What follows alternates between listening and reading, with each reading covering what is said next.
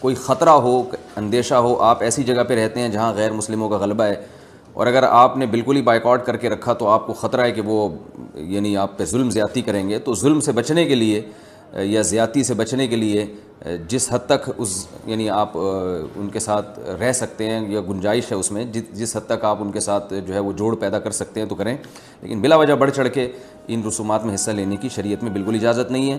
وجہ اس کی یہ کہ اگر آپ ان کے مذہبی تہواروں میں شرکت کریں گے اور تو یہ منافقت ہے، کیونکہ اسلام ایک طرف یہ دعویٰ کرتا ہے وَمَن يَبْتَغِي غَيْرَ الْإِسْلَامِ دِينًا فَلَن يُقْبَلَ مِنْهُ، اسلام کو اپنے برحق ہونے پر اتنا اطمینان ہے کہ وہ یہ کہتا ہے کہ دین برحق ان الدین عند اللہ الاسلام، دین برحق صرف اور صرف اسلام ہے۔ تو جب صرف اسلام ہے تو اسلام کے علاوہ سب باطل ہیں، جب باطل ہیں تو اسلام پھر ان کو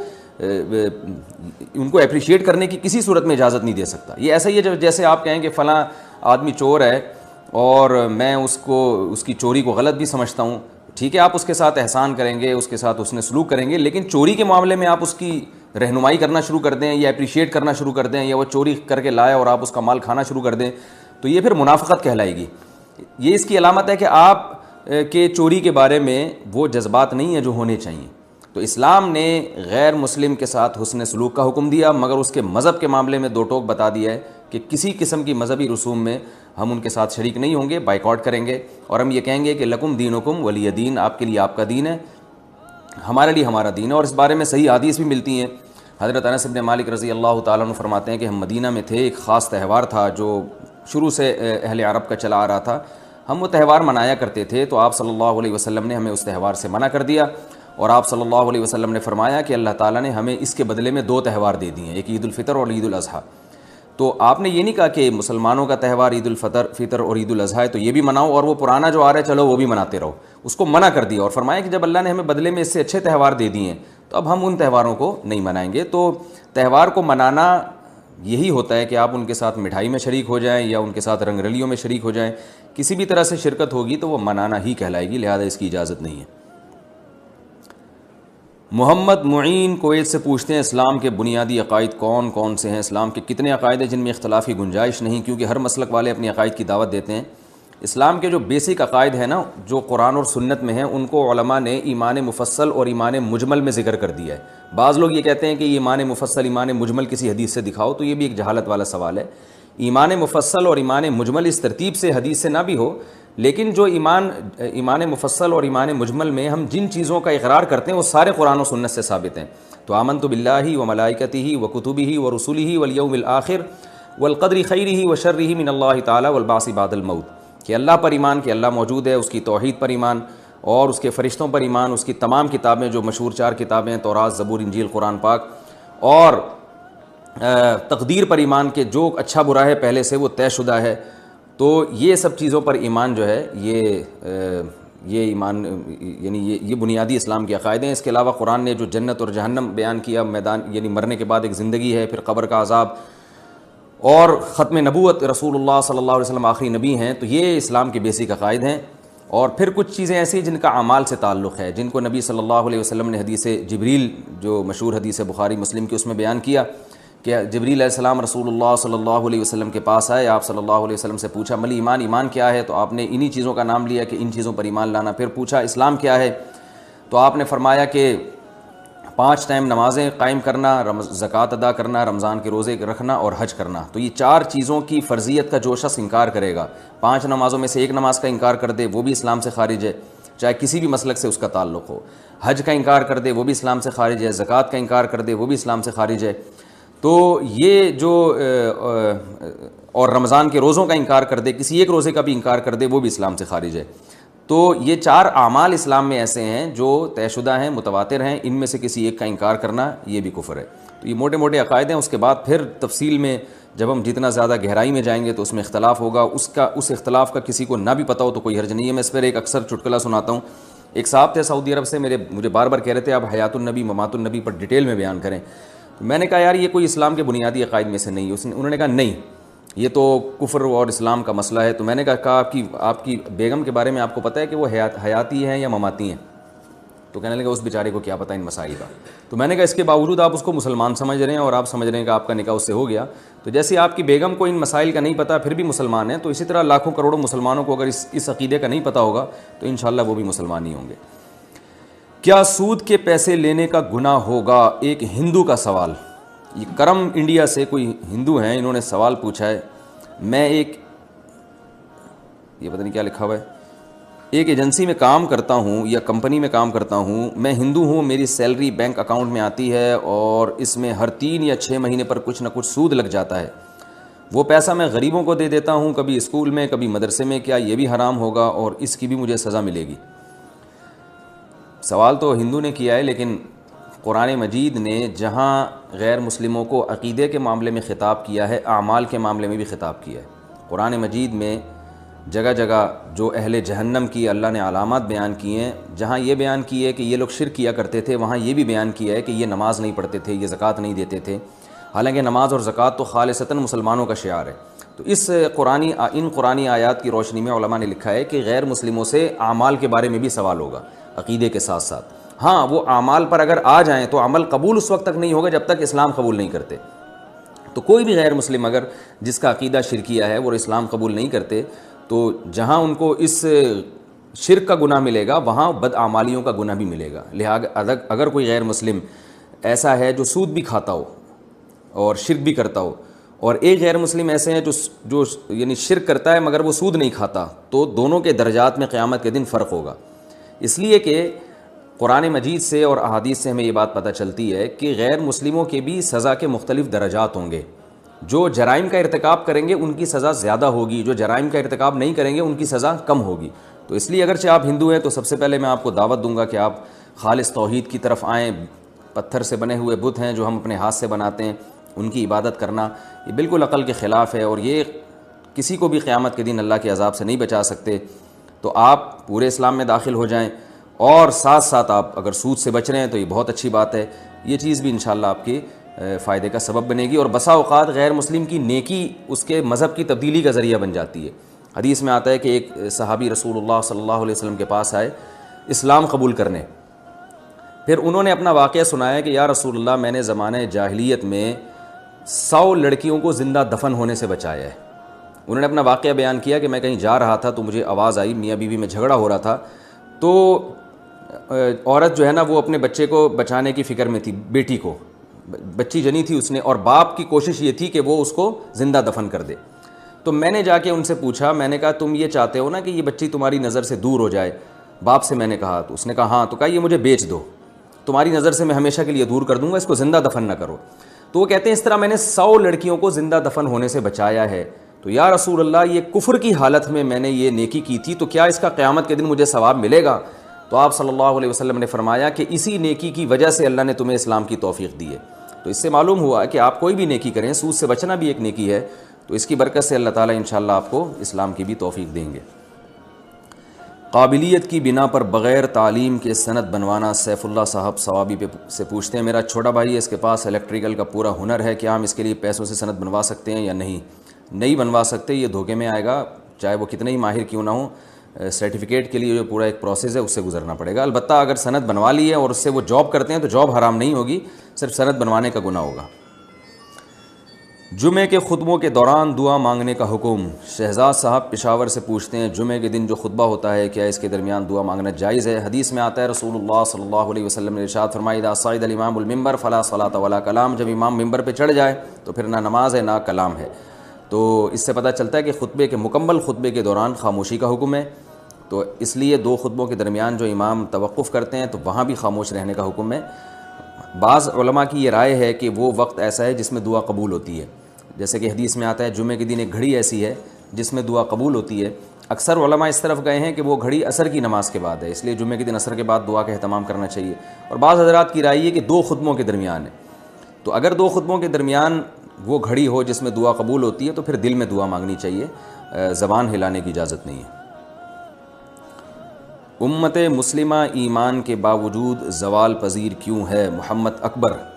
موجودہ دور میں امت مسلمہ انتہائی زبوں حالی کا شکار ہے. اگر دیکھا جائے تو یہود و نصارہ اسلام کے منکر ہیں اور ان کے گناہ ہم سے کئی گنا زیادہ ہیں.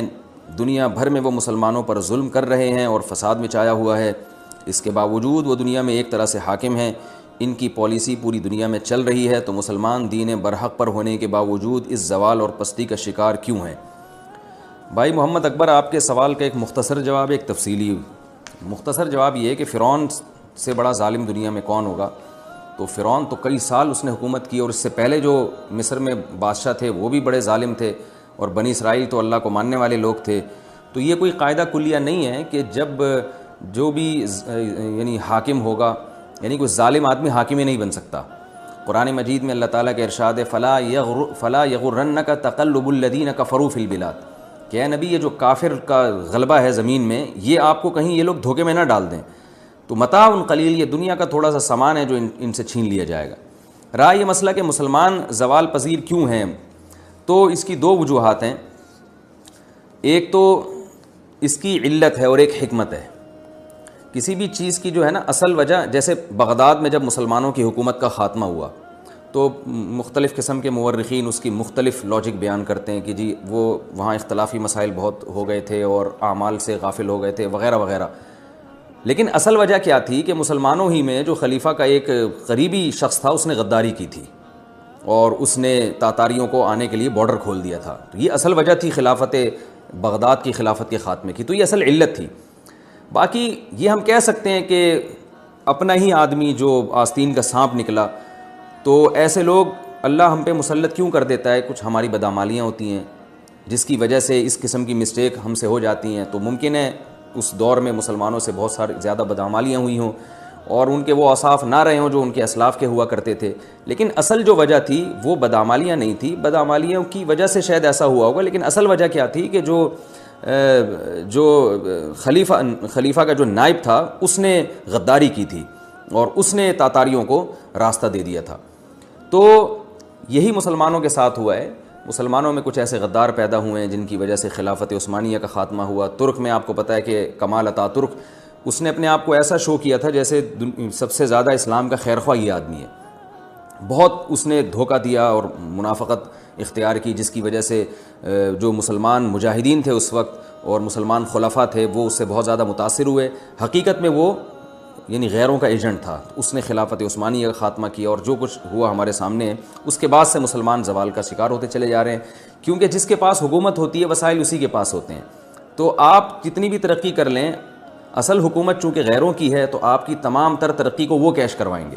آپ کیسے ترقی کر سکتے ہیں کہ آپ اپنے وسائل، آپ کے بلوچستان میں سونا ہے وہ بھی آپ نکال نہیں سکتے ان سے پوچھے بغیر، آپ کی کوئلے کی کانیں، مجھے خود ایک ماہر معیشت نے بتایا کہ بلوچستان میں اس قدر کوئلہ ہے کہ 200 سال تک پورے ملک کو فری بجلی دی جا سکتی ہے، مگر اس کوئلے سے بجلی بنانے پر پابندی ہے۔ تو جب غیر کی حکومت ہوتی ہے تو آپ کی تمام تر ترقی کو وہ کیش کرواتے ہیں۔ تو اس میں مسلمان اگر چاہتے ہیں کہ ان کے پاس دوبارہ حکومت آئے، جیسے کہ اللہ کا حکم ہے کہ زمین پر خلافت اور حکومت اہل اسلام کا حق ہے، تو اس کے لیے دو چیزیں اختیار کرنی پڑیں گی، ایک تو اپنے اعمال کو درست کرنا پڑے گا، دوسرا ان کو دین کے ساتھ ساتھ سائنس اور ٹیکنالوجی کے میدان میں آگے بڑھنا پڑے گا اور دوبارہ اسی خلافت کو قائم کرنے کی کوشش کرنی پڑے گی، گراؤنڈ ریئلٹی کو سامنے رکھ کر اور اس جو زمینی اسباب ہیں ان کو سامنے رکھ کر۔ تو یہ حکومتوں کے لیے 100-200 سال کوئی بڑا عرصہ نہیں ہوتا، خلافت عثمانیہ کو ختم ہوئے 100 سال ہوئے، تو یہ کوئی بڑا عرصہ نہیں ہے۔ یعنی جو حکومتیں قائم ہوتی ہیں تو 500-500 600 سال 700 سال ان کی عمریں ہوتی ہیں عام طور پر۔ تو آج اگر غیروں کی حکومت ہے 100 سال سے 200 سال سے تو یہ بڑی بات نہیں ہے، عین ممکن ہے 200-400 سال بعد پھر 1000 سال کے لیے مسلمانوں کی حکومت آ جائے۔ اور یہ تو بہرحال احادیث سے ثابت ہے کہ حضرت عیسیٰ ابن مریم جب قرب قیامت میں نازل ہوں گے تو پوری دنیا میں اسلام کی خلافت قائم ہو جائے گی۔ تو اس لیے اس میں مایوس نہیں ہونا چاہیے، جو ہمارا کام ہے ہمیں اس کو فوکس کرنا چاہیے، اور نہ یہ اس کی علامت ہے کہ جن کو اللہ نے ظالم بنایا اور جو حاکم بن کے ظلم کر رہے ہیں تو یہ کوئی اللہ کے مقرب ہیں یا وہ حق پر ہیں۔ حکومت آ جانا یہ انسان کے حق پر ہونے کی دلیل نہیں ہے۔ کرسی پر نماز پڑھنا جائز یا ناجائز؟ کرسی پر نماز پڑھنا کیسا ہے؟ اگر ناجائز ہے تو اس کی کیا وجہ ہے؟ فاروق احمد انڈیا سے۔ کرسی پہ نماز پڑھنا خلاف سنت ہے۔ رسول اللہ صلی اللہ علیہ وسلم کی جب طبیعت خراب ہوئی، آپ بیمار ہوئے، تو آپ صلی اللہ علیہ وسلم نے زمین پر بیٹھ کے نماز پڑھائی ہے۔ اس پر پوری امت کا اجماع ہے کہ اگر آپ کی طبیعت خراب ہو آپ زمین پہ بیٹھ کے نماز پڑھیں، اور اگر آپ سے گھٹنے موڑے نہیں جا رہے تو آپ پاؤں کو قبلہ رخ کر لیں، یعنی ایسی صورت میں پاؤں کو قبلہ رخ کرنے میں کوئی حرج نہیں. ہم نے بڑے بڑے علماء کو دیکھا ہے، بڑے بڑے بزرگان دین کو دیکھا ہے کہ جب ان کی طبیعت خراب ہوتی تھی وہ زمین پہ بیٹھ کے پاؤں بالکل قبلے کی طرف پھیلا لیا کرتے تھے، کیونکہ ان کے لیے پاؤں کو فولڈ کرنا، ٹانگوں کو فولڈ کرنا مشکل تھا. تو آپ پاؤں سیدھے کر کے نماز پڑھیں، اور اگر آپ کو ٹیک لگانے کی ضرورت ہے تو پھر ایسی کرسی جس کے پائے نہ ہوں تاکہ وہ زمین پہ یعنی ہو، اور پیچھے اس پہ ٹیک لگائیں. یہ جو کرسیوں پہ نماز پڑھی جا رہی ہے یہ اس لیے سنت سے دور ہے. اس چند وجوہات ہیں جو میں نمبر وار آپ کے سامنے بیان کرتا ہوں. پہلی وجہ تو یہ ہے کہ نبی صلی اللہ علیہ وسلم نے زمین پہ بیٹھ کے نماز پڑھی. اگر آپ ایسا کریں گے کرسی پہ بیٹھ کے تو یہ اس کے خلاف ہو جائے گا. دوسرا نقصان اس میں یہ ہے کہ آپ جب زمین پہ سر رکھ کے سجدہ نہیں کر سکتے تو بیٹھ کے اگر آپ سجدہ کریں گے تو وہ کم از کم زمین کے قریب پہنچ جائیں گے. اس میں تواضع زیادہ ہے. اگر کرسی پہ بیٹھ کے آپ سجدہ کریں گے تو زمین سے دور ہوں گے، قریب نہیں ہوں گے. تو سجدے کی سنت بھی زیادہ اچھی اسی صورت میں ادا ہو سکتی ہے جب آپ زمین پہ بیٹھ کے سجدہ کریں. یہ دو فرق ہو گئے. تیسرا فرق کیا ہے کہ کرسی کی وجہ سے صف میں خرابی ہوتی ہے، جبکہ زمین پہ بیٹھ کے آپ نماز پڑھیں گے تو صف نہیں ٹوٹتی. کرسی اگر آپ صف میں رکھ لیں تو آپ دیکھیں کہ وہ جو کرسی پہ بیٹھے ہوئے صاحب ہیں ان کی ٹانگیں آگے جا رہی ہوتی ہیں، اور صف تو بنتی ہے ایڑیوں سے، تو سب کی ایڑیاں ایک لائن میں ہیں، اور جو کرسی پہ بیٹھے ہوئے صاحب ہیں ان کی ایڑی آگے ہوتی ہے. یہ تیسرا نقصان ہے. چوتھا نقصان یہ ہے کہ کرسی کی وجہ سے صفوں کو سیدھا کرنا بہت مشکل ہوتا ہے. اب کسی کے درمیان میں کرسی رکھی ہوئی ہے، کوئی صاحب تھوڑا سا بائیں ہو گئے تو بیٹھا ہوا آدمی تو کھسک جائے گا، لیکن کرسی والے کو پوری کرسی اٹھانا اور پھر اس کو سائڈ پہ لے جانا بڑا مشکل ہوتا ہے. اسی وجہ سے ہم نے دیکھا ہے کہ وہ بعض دفعہ صفوں میں جگہ خالی ہوتی ہے اور وہ جو نمازی ہیں وہ کرسی پہ بیٹھے ہوئے ہوتے ہیں اور درمیان میں جگہ خالی رہ جاتی ہے، صف بن نہیں پاتی ہے. پانچواں نقصان یہ ہے کہ یہ مسجد کے اکرام کے بھی خلاف ہے. بلکہ اس سے پہلے میں بتاؤں گا اس میں غیر مسلموں کی مشابہت بھی ہے. جو غیر مسلموں کی جو عبادت گاہیں ہیں ان میں میز اور کرسیاں ہوا کرتی ہیں. آپ چرچ جائیں اس میں ڈیسک رکھے ہوئے ہوتے ہیں، وہاں بیٹھ کے لوگ عبادت کر رہے ہوتے ہیں. 1000 سال سے زیادہ ہو گیا، 1400 سال ہو گئے، مسلمانوں کی مسجدیں ہمیشہ سادہ ہوتی ہیں، اس میں فرنیچر نہیں ہوتا. تو اب مسجدوں میں بھی فرنیچر آنا شروع ہو گیا ہے، تو اس میں غیر مسلموں کی مشابہت بھی ہے. اور چھٹا فرق یہ ہے، چھٹا نقصان کرسیوں میں یہ ہے کہ کرسیوں پہ بیٹھ کے جو یعنی اس میں مسجد کی بے اکرامی ہے. مسجد کی بے اکرامی اس لیے ہے کہ آپ کو پتہ ہے ہمارے ہاں کچھ تمیز تھوڑا سا مارکیٹ سے کچھ شارٹی ہے. جب کرسی سے لوگ اٹھتے ہیں تو اس کو سیدھا کر کے ایک جگہ پہ نہیں رکھتے، جہاں پڑی ہے وہیں کی وہیں چھوڑ کے چلے جاتے ہیں. 2-4 لوگ ہوتے ہیں جن کو ابا دادا سے کچھ بہت زیادہ انہوں نے تمیز سیکھی ہوتی ہے، وہ ذرا سلیقے سے کونے میں رکھ کے چلے جائیں گے، لیکن اکثر لوگ کرسیوں کو ایسے ہی چھوڑ کے چلے جاتے ہیں. اور گھٹنوں کی بیماری بہت تیزی سے پھیل رہی ہے. ہم تو بچپن میں دیکھتے تھے ایک بھی کرسی نظر نہیں آتی تھی مسجد میں، پھر آہستہ آہستہ 1 آئی 2 آئی، اب آدھی صفیں کرسیوں پہ ہوتی ہیں. تو کچھ دنوں میں یہی ہوگا کہ یہ ساری کرسیاں دائیں بائیں الٹی سیدھی رکوع سجود میں پڑی ہوئی ہوں گی، اور مسجد کی یقیناً بے اکرامی ہے. مسجد میں تو سلیقہ ہونا چاہیے.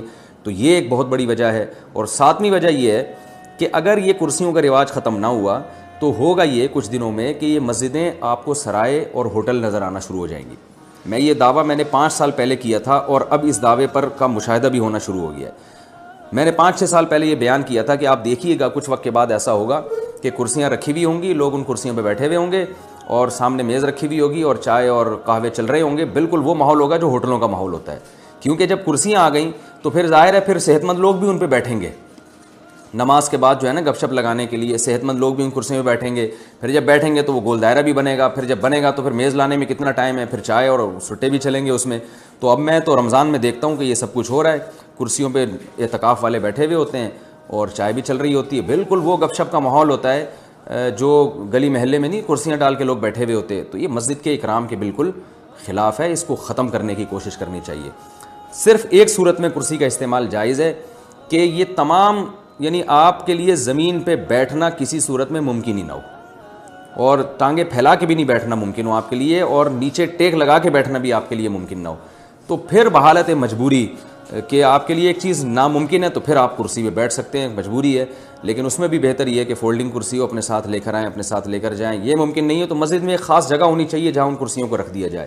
تو یہ اس پر ائمہ کرام کو، مساجد کے اماموں کو چاہیے کہ اس پہ جو ہے وہ نوٹس لیں، اور مسجدوں میں جو کرسیوں کا رجحان بہت تیزی سے بڑھ رہا ہے اس پہ جو ہے نا اس پہ کنٹرول کرنے کی کوشش کریں. آرام طلبی تو بڑھتی چلی جا رہی ہے. کچھ دن میں ایسا ہوگا کہ کرسیوں کے بجائے اب صوفے آئیں گے. آپ دیکھیے گا باقاعدہ صوفے آئیں گے کہ بھئی اب سخت جگہ پہ بیٹھا نہیں جا رہا، صاحب کو ڈاکٹر نے کہا ہے کہ آپ سخت جگہ پہ نہ بیٹھیں، نرم جگہ پہ بیٹھیں، تو پھر وہ باقاعدہ صوفے آئیں گے، اور پھر وہ جب صوفے آئیں گے تو پھر وہ فولڈنگ صوفے آئیں گے کچھ وقت کے بعد، پھر وہ ایسا صوفہ آئے گا کہ بوقت ضرورت وہ اس کو بیڈ بھی بنایا جا سکے، کیونکہ بعض دفعہ نمازی تھک جاتے ہیں، ان کی کمر میں درد ہوتا ہے تو ان کو لیٹنا بھی پڑتا ہے، تو وہ پورا ماشاءاللہ گھریلو ماحول بن جائے گا، آپ کو گھر جانے کی ضرورت نہیں رہے گی۔ زندہ مرغی تول کر فروخت کرنے کا حکم۔ عبداللہ صاحب ڈیرہ غازی خان سے پوچھتے ہیں زندہ مرغی کو تول کر فروخت کرنا جائز ہے یا نہیں؟ بعض فقہا نے لکھا ہے کہ زندہ جانور کو تول کے فروخت کرنا جائز نہیں ہے، اور اس کی وجہ انہوں نے یہ بیان کی ہے کہ اس میں وزن جو ہے نا، جانور کے سانس لینے سے وزن میں کمی بیشی ہوتی ہے۔ تو یاد رکھیں یہ جو فقہا نے حکم بیان کیا ہے یہ اس لیے بیان کیا ہے کہ وزن میں جب کمی بیشی ہوگی تو اس میں کسٹمر میں اور جو بیچنے والا ہے اس میں جھگڑے کا اندیشہ ہے، یہ جہالت، یہ مفضی الی النزاع ہے۔ لیکن ہمارے زمانے میں یہ جہالت مفضی الی النزاع بالکل بھی نہیں ہے، اس لیے کہ وہ اتنا تھوڑا سا فرق پڑتا ہے کہ لوگوں اس میں یعنی تساموں سے، چشم پوشی سے کام لیتے ہیں، اور ویسے بھی جب کسی بیع کا عرف ہو جائے، خرید و فروخت کا کوئی خاص معاملہ معاشرے میں رائج ہو جائے تو وہ بیع فاسد بھی جائز ہو جاتی ہے۔ اس لیے زندہ مرغی کو تول کے فروخت کرنا بلا کراہت جائز ہے، اس میں کوئی حرج نہیں ہے، نہ یہ مفضی الی النزاع ہے، نہ کوئی وزن میں اس سے کوئی خاص فرق پڑتا ہے۔ پانی کا مروجہ کاروبار حلال ہے یا حرام ہے؟ کیا پانی کا کاروبار کرنا ٹھیک ہے یا نہیں؟ اکثر علاقوں میں گھروں کے باہر پانی کا پلانٹ لگا لیتے ہیں اور پھر وہ پانی کو ریفائن کر کے بیچتے ہیں، کیا یہ کاروبار ٹھیک ہے؟ ساجد صاحب کراچی سے۔ بہت سے لوگ ہم سے مل چکے ہیں جو پانی کا بزنس کرنا چاہتے ہیں، لیکن وہ کہتے ہیں کہ حدیث میں چونکہ ممانعت ہے، رسول اللہ صلی اللہ علیہ وسلم نے فرمایا 3 چیزوں میں سب لوگ برابر کے شریک ہیں، گھاس میں، پانی میں اور آگ میں۔ تو اس حدیث سے بعض لوگوں نے استدلال کیا ہے کہ پانی کا بزنس جائز نہیں ہے، تو یاد رکھیں اس سے وہ پانی مراد ہے جو قدرت نے لوگوں کے لیے عام کر دیا ہو، جیسے دریا کا پانی یا کوئی کنواں ہے، اب اس میں آپ پابندی لگا دیں کہ جو اس کنویں سے پانی یعنی لے گا تو اتنے گھنٹے کے اتنے پیسے لوں گا، حالانکہ وہ مشترک کنواں ہے، یا مشترک نہ بھی ہو، آپ کی ذاتی زمین میں بھی کنواں ہو، تو اس کا پانی آپ بیچ نہیں سکتے کہ یعنی کوئی آئے اور اس سے ڈول نکال کے پیے گا تو میں اس سے اتنے پیسے لوں گا، یہ جائز نہیں ہے۔ لیکن جب وہ پانی آپ نے اسٹور کر لیا اور کسی خاص برتن میں لے آئے تو پھر آپ اس کے مالک بن چکے ہیں، پھر آپ اس کو بیچ بھی سکتے ہیں۔ جیسے گھاس ہے نا، خضرو گھاس، اس کو بھی بیچنا جائز نہیں ہے، لیکن جب وہ گھاس آپ نے کاٹ لی اور گٹھری بنا کے آپ اس کے مالک بن گئے، پھر آپ اس گٹھری کو بیچ سکتے ہیں، جیسے کہ صبح شام لوگ جانوروں کا چارہ بیچتے ہیں، گھاس بیچتے ہیں، تو جیسے گھاس بیچنا جائز ہے جب وہ اسٹور کر لی جائے، تو پانی بھی اگر آپ اسٹور کر کے کسی برتن میں جمع کر لیتے ہیں تو اس کو بھی بیچ سکتے ہیں، چاہے فلٹر کر کے بیچیں یا بغیر فلٹر کے بیچیں۔ البتہ کسی جگہ پانی کی خرید و فروخت پر گورنمنٹ نے پابندی لگائی ہوئی ہے، جیسے حکومت آپ کو ایک پانی دے رہی ہے لائنوں کے ذریعے اور سب کے لیے مباح رکھا ہوا ہے، گورنمنٹ یعنی گورنمنٹ نے سب کے لیے مباح رکھا ہوا ہے کہ یہ پانی سب پئیں، اس پانی کو اگر آپ اسٹور کر کے بھی بیچیں گے تو وہ ناجائز ہوگا، اس لیے کہ حکومت کی طرف سے اس پر پابندی ہے۔ وہ پانی اگر آپ اسٹور کر کے فلٹر کرتے ہیں پھر بیچنا جائز ہے، کیونکہ اب فلٹر کر کے آپ نے کچھ کام کیا نا، پروسیس کیا اس میں۔ وجہ اس کی یہ کہ حکومت نے جہاں تک میری معلومات ہے عام پانی کو بیچنے پر پابندی لگائی ہوئی ہے۔ اس کا نقصان یہ ہے کہ پھر ایک ہی آدمی بہت زیادہ پانی جمع کر لیتا ہے، بہت زیادہ پانی جمع کرنے کی وجہ سے دوسروں کو نقصان ہوتا ہے، تو وہ ایک انتظامی چیز ہے، حرام اس کی آمدن بھی نہیں ہوگی، اس لیے کہ مالک تو بہرحال آپ اس پانی کے بھی بن گئے، لیکن ایک حکومتی قانون کی مخالفت کی وجہ سے اس کو ناجائز کہا جائے گا، لیکن ارننگ اس کی بھی حرام نہیں ہوگی، کیونکہ جب آپ نے پانی کو اسٹور کر لیا تو بہرحال آپ اس پانی کے مالک بن چکے ہیں۔ کون سی تصویر سے گھر میں فرشتے نہیں آتے؟ مجاہد اللہ لکی مروت سے کہتے ہیں حدیث میں ہے کہ جس گھر میں تصویر ہو وہاں فرشتے نہیں آتے، کیا اس تصویر سے وہ مراد ہے جو دیواروں پر فریم لگائی جاتی ہے، یا وہ تصویر بھی مراد ہے جو البم کی صورت میں الماری وغیرہ میں رکھی ہوتی ہے؟ تصویر اگر لٹکی بھی ہو، پرنٹڈ ہو اور چہرے کی تصویر ہو اور کہیں عزت اور اکرام کے ساتھ کہیں لگی ہوئی ہو تو وہ تصویر جو ہے وہ رکاوٹ بنتی ہے فرشتوں کے آنے سے۔ تصویر اگر ایسی جگہ ہے جو پاؤں میں آ رہی ہے اور توہین ہو رہی ہے تو وہ تصویر حرام کے درجے میں نہیں آتی۔ اسی طرح اگر البم کے اندر بند ہے تو بھی فرشتوں سے آنے میں رکاوٹ تو نہیں ہے، لیکن بہرحال وہ ہے ناجائز، بلا ضرورت ایسی تصویر کا رکھنا بہرحال گناہ ہے۔ چپل یا جوتے پہن کر قرآن کی تلاوت کرنا۔ عابد علی دبئی سے، کیا چپل پہنتے ہوئے قرآن پڑھ سکتے ہیں؟ جی ہاں پڑھ سکتے ہیں، کوئی حرج نہیں ہے اس میں۔ ٹخنے کھلے رکھنا صرف نماز میں یا ہر وقت؟ ارسلان صاحب کراچی سے پوچھتے ہیں پینٹ کو نماز سے اوپر رکھنے کا نماز میں اوپر رکھنے کا جو حکم ہے کیا یہ ہر وقت کے لیے ہے یا صرف نماز کے لیے؟ نیز کیا نماز میں پینٹ کو فولڈ کرنے سے نماز ہو جاتی ہے یا نہیں؟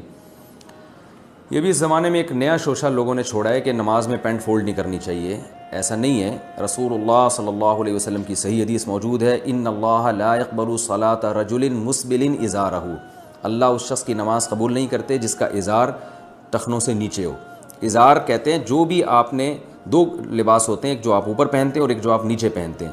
تو مرد جو بھی لباس نیچے پہنے گا, چاہے وہ پینٹ ہو, چاہے وہ شلوار ہو, چاہے وہ دھوتی ہو, کچھ بھی ہو, تو اس کو ازار یعنی ٹخنوں تک کھینچنا اس کا حرام ہے, ناجائز ہے. صحیح حدیث بہت کثرت سے ہیں اس بارے میں, اور آپ صلی اللہ علیہ وسلم نے ارشاد فرمایا کہ 3 لوگ ہیں جن کی طرف اللہ قیامت کے دن نظر رحمت سے نہیں دیکھے گا, نہ ان کے ساتھ کلام کرے گا. حضرت ابو ذر رضی اللہ تعالیٰ عنہ اس حدیث کے راوی ہیں. جب آپ صلی اللہ علیہ وسلم نے فرمایا 3 دفعہ یہ لفظ کو دہرایا, تو حضرت ابو ذر نے فرمایا خوابوا وخسروا من هم یا رسول اللہ, یہ لوگ تو بالکل ہی برباد ہو گئے, یہ کون لوگ ہیں؟ تو آپ نے فرمایا کہ المنان, ایک وہ جو احسان کر کے جتلاتا ہو, اور دوسرا فرمایا والمنفق سلعتہ بالحلف الکاذب, جھوٹی قسم کے ذریعے اپنا مال بیچتا ہو, اور تیسرا آپ نے فرمایا جو اپنے ازار کو ٹخنوں سے نیچے کھینچتا ہو. تو یہ بڑا گناہ ہے.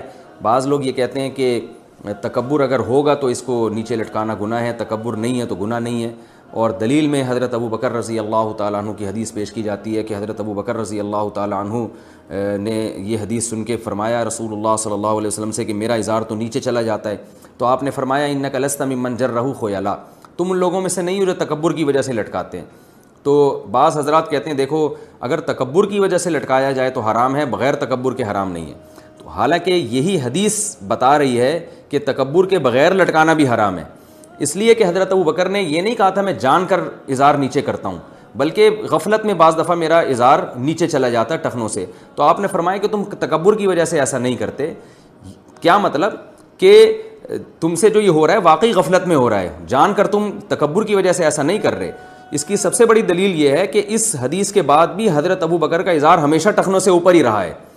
تو صاف پتہ چلتا ہے کہ حضرت ابو بکر کو نبی نے اجازت نہیں دی ہے, بلکہ ان کو ان کے لیے ایک نرم گوشہ اختیار کیا ہے کہ اتنی بات تو طے شدہ ہے کہ تم یہ کبر کی وجہ سے نہیں کر رہے, تو اتنا زیادہ پریشان ہونے کی ضرورت نہیں ہے. باقی حکم یہی ہے جو دوسرے صحابہ کا حکم ہے کہ وہ آپ بھی اوپر رکھیں جیسے میں اوپر رکھتا ہوں, کیونکہ سب سے زیادہ تواضع تو ہمارے نبی میں تھی. اور صحیح حدیث سے پتہ چلتا ہے کہ نبی صلی اللہ علیہ وسلم کا ازار کبھی بھی ٹخنوں سے نیچے نہیں ہوا. بعض لوگ کہتے ہیں کہ یہ اس زمانے کا کلچر تھا, ہمارے زمانے میں کلچر اس کو قبول نہیں کرتا. یہ بھی غلط ہے. حضرت عثمان رضی اللہ تعالیٰ عنہ کو جب رسول اللہ صلی اللہ علیہ وسلم نے صلح حدیبیہ کے موقع پر مکہ بھیجا اور مذاکرات کے لیے, تو حضرت عثمان کا جو ازار تھا وہ آدھی پنڈلی تک تھا. تو مشرکین مکہ مذاق اڑانے لگے کہ یہ کیسا تم نے ازار رکھا ہوا ہے. تو حضرت عثمان نے فرمایا کہ میں اپنی نبی کی سنت کو تم احمقوں کی وجہ سے, یا کچھ اس سے ملتے جلتے الفاظ تھے, میں تم لوگوں کی وجہ سے چھوڑ نہیں سکتا. تو اس سے پتہ چلتا ہے کہ عرب لوگ اس کو پسند نہیں کرتے تھے کہ ازار ٹخنوں سے اوپر ہو. اس کے باوجود نبی صلی اللہ علیہ وسلم نے ازار کو ٹخنوں سے اوپر رکھنے کا حکم دیا ہے. آج تک صدیوں جتنے علماء صلح آئے سب اسی کی پابندی کرتے رہے ہیں. تو اس لیے مسلمان مرد کے لیے بہرحال یہ لازم ہے کہ وہ پینٹ ہو یا شلوار ہو یا کوئی بھی ایسا ازار ہو اس کو ٹخنوں سے اوپر رکھے. اور نماز تو بہرحال نہیں ہوگی, یعنی واجب الاعادہ ہوگی, کیونکہ نماز کے بارے میں تو اور زیادہ تاکید ہے. البتہ مسقط میں نے دیکھا کہ وہاں کوئی امام ایسا نہیں نظر آتا جس کا ازار ٹخنوں سے نیچے ہو یا اس کی داڑھی چھوٹی ہو. اور اس کی وجہ یہ ہے کہ وہ عباضی فرقے کے ہیں, اور عباضی فرقے کا یہ ہمیشہ سے نظریہ رہا ہے کہ جو شخص گناہ کبیرہ کا ارتکاب کرتا ہے وہ ہمیشہ جہنم میں جائے گا. تو اس کا یہ عقیدہ تو صحیح نہیں ہے, لیکن اس عقیدے کا ایک فائدہ بہرحال عملی لحاظ سے یہ ہوا کہ وہ کبیرہ گناہوں سے بچنے کا بہت اہتمام کرتے ہیں. تو اس لیے وہاں نہ کوئی امام داڑھی کاٹتا ہے اور نہ کسی کا ازار مجھے اس کا جبہ یا ازار ٹخنوں سے نیچے نظر آیا. تو بہرحال یہ دونوں کبیرہ گناہ ہیں, اس کا جو ہے نا نبی صلی اللہ علیہ وسلم کے حکم پر عمل کرنا چاہیے, اور اس میں شرم و حیا نہیں کرنی چاہیے. مشہور صحابی جب فارس کے دربار میں گئے, وہاں ان کے ہاتھ سے نوالا گر گیا کھانا کھاتے ہوئے, تو وہ نوالا اٹھا کے صاف کر کے کھانے لگے. تو کسی نے کہا یہ بادشاہ ہے, بڑا آدمی ہے اور بڑے لوگ ہیں, یہ ان کے ہاں یہ حرکت جو ہے یہ اچھی نہیں سمجھی جاتی.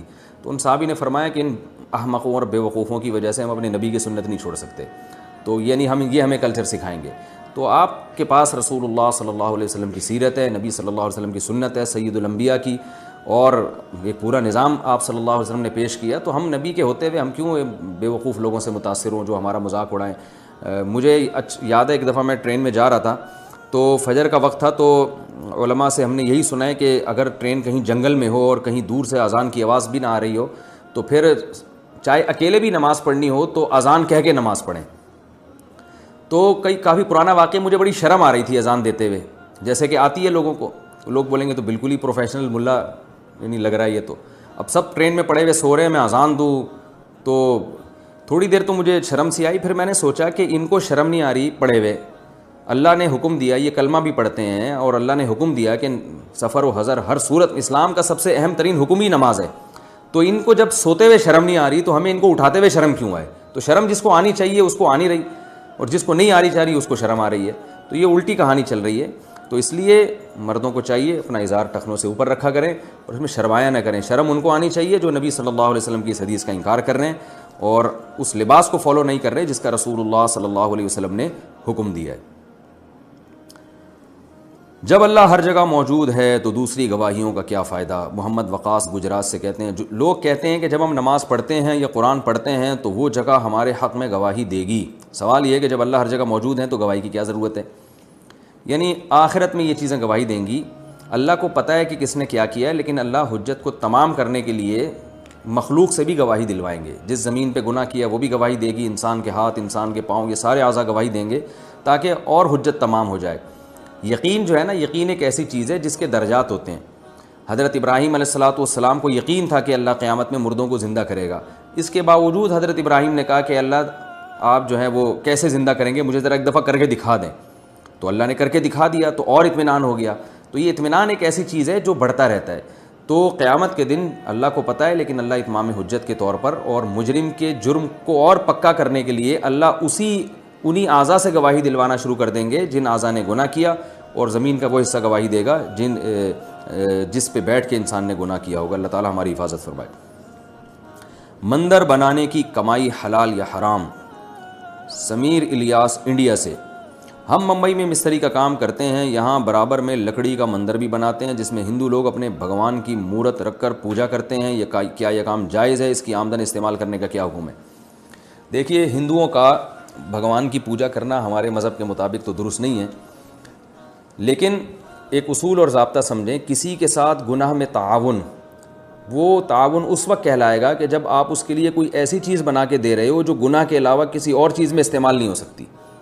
اس کی مثال ہے جیسے چاقو اور چھری بنانا، وہ بہرحال جائز ہے، حالانکہ وہ چاقو اور چھری قتل میں بھی استعمال ہوتا ہے، لوگوں کی گردنیں کاٹنے میں بھی استعمال ہوتا ہے، ڈکیتیوں میں بھی استعمال ہوتا ہے، لیکن اب اس سے یہ نہیں ہوگا کہ چاقو بنانا ہی حرام ہو جائے، اس لیے کہ بنانے والے نے تو اس نیت سے نہیں بنایا، اس نے تو ایک جنرلی ایک چیز بنائی ہے۔ تو مندر یا چرچ بنانے کا بھی اصول یہ ہے کہ اگر اس کی ایسی عمارت بنائی جا رہی ہے کہ جو مندر کے علاوہ کسی اور کام میں استعمال ہو ہی نہیں سکتی، تو پھر تو وہ عمارت بنانا جائز نہیں ہے۔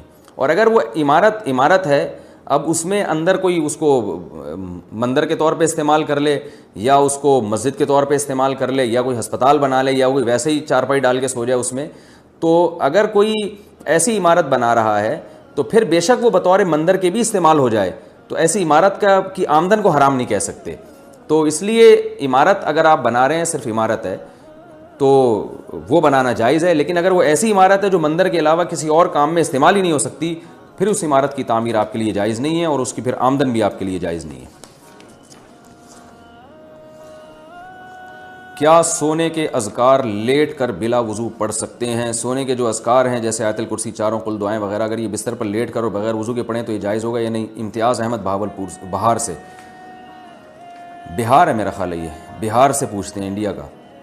تو بھائی جو سونے کے اذکار ہیں وہ تو لیٹ کے پڑھنا ہی سنت ہے۔ رسول اللہ صلی اللہ علیہ وسلم جو اذکار جب بستر پہ لیٹتے تھے دائیں کروٹ پہ، اس کے بعد آپ صلی اللہ علیہ وسلم اذکار پڑھا کرتے تھے۔ جو دعائیں ہیں سونے کی وہ بھی اللہم اسلمت نفسی الیک اور اللہم بک وضعت جنبی، ویسی یہ جو دعائیں ہیں اور یہ جو اذکار ہیں، ان میں جو احادیث کے ظاہر سے یہی پتہ چلتا ہے کہ یہ لیٹ کے آپ صلی اللہ علیہ وسلم نے پڑھے ہیں۔ اور دوسری طرف ایک روایت میں، حدیث میں یہ بھی آتا ہے کہ اللہ تعالیٰ قیامت کے دن اپنے کچھ نیک بندوں کو بہت اونچے اونچے درجات دے گا۔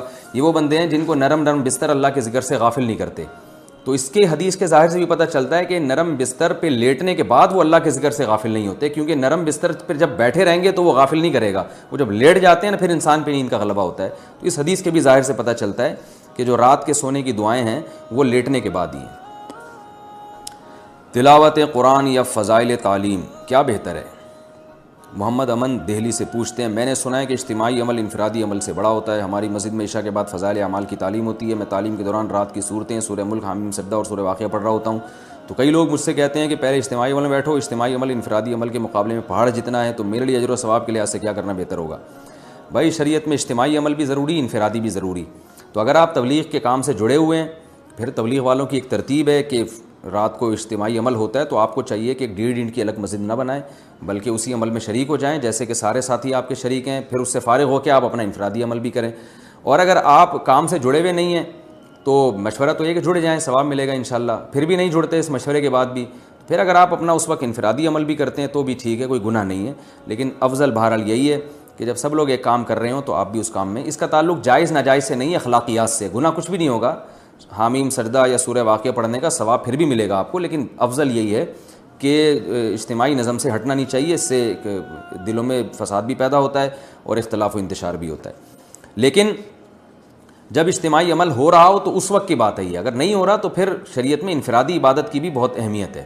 بعض لوگ سارا دن اجتماعی کاموں میں لگے رہتے ہیں، انفرادی کام نہیں ہوتے، تو جب اللہ کے نبی کو اللہ نے حکم دیا وَإِذَا فَرَغْتَ فَانْصَبْ، کہ جب آپ کاموں سے فارغ ہو جائیں تو اپنے آپ کو عبادت میں تھکائیں، انفرادی عبادت کریں، تو اس لیے انفرادی عبادت کی بہت اہمیت ہے اسلام میں۔ اور تہجد ہے یا دعائیں ہیں یا ذکر اذکار ہے، یہ انفرادی طور پہ کرنا بھی بہت زیادہ ضروری ہے۔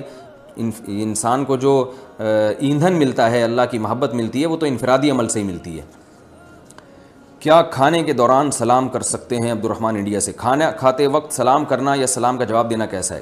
کھانا کھاتے وقت کسی کے ساتھ ایسی بات کرنا جس سے وہ کھانا اس کا یعنی کھانے میں ڈسٹرب ہو، وہ اس کے لیے کھانا مشکل ہو جائے، یہ جائز نہیں ہے۔ تو آپ ویسے ہی گزر رہے ہیں اور دور کوئی بیٹھا ہوا کھانا کھا رہا ہے، بلا وجہ اس کو سلام کریں گے، وہ آپ کی طرف متوجہ ہوگا، یہ تو ٹھیک نہیں ہے۔ لیکن کہیں محفل میں جب آپ پہنچے، سب لوگ آپ کی طرف متوجہ ہو ہی گئے ہیں، جب ہو ہی گئے ہیں تو پھر ان کو سلام کرنا چاہیے، اور جب سلام کر دیا تو وہ جب آپ کی طرف متوجہ ہیں ہی تو ان کو چاہیے سلام کا جواب بھی دے دیں، اس لیے کہ وہ کھانے میں خلل تو بہرحال ہو گیا، آپ کی تشریف آوری سے خلل تو ہو گیا نا، تو اب وہ سلام دعا میں کوئی حرج نہیں ہے۔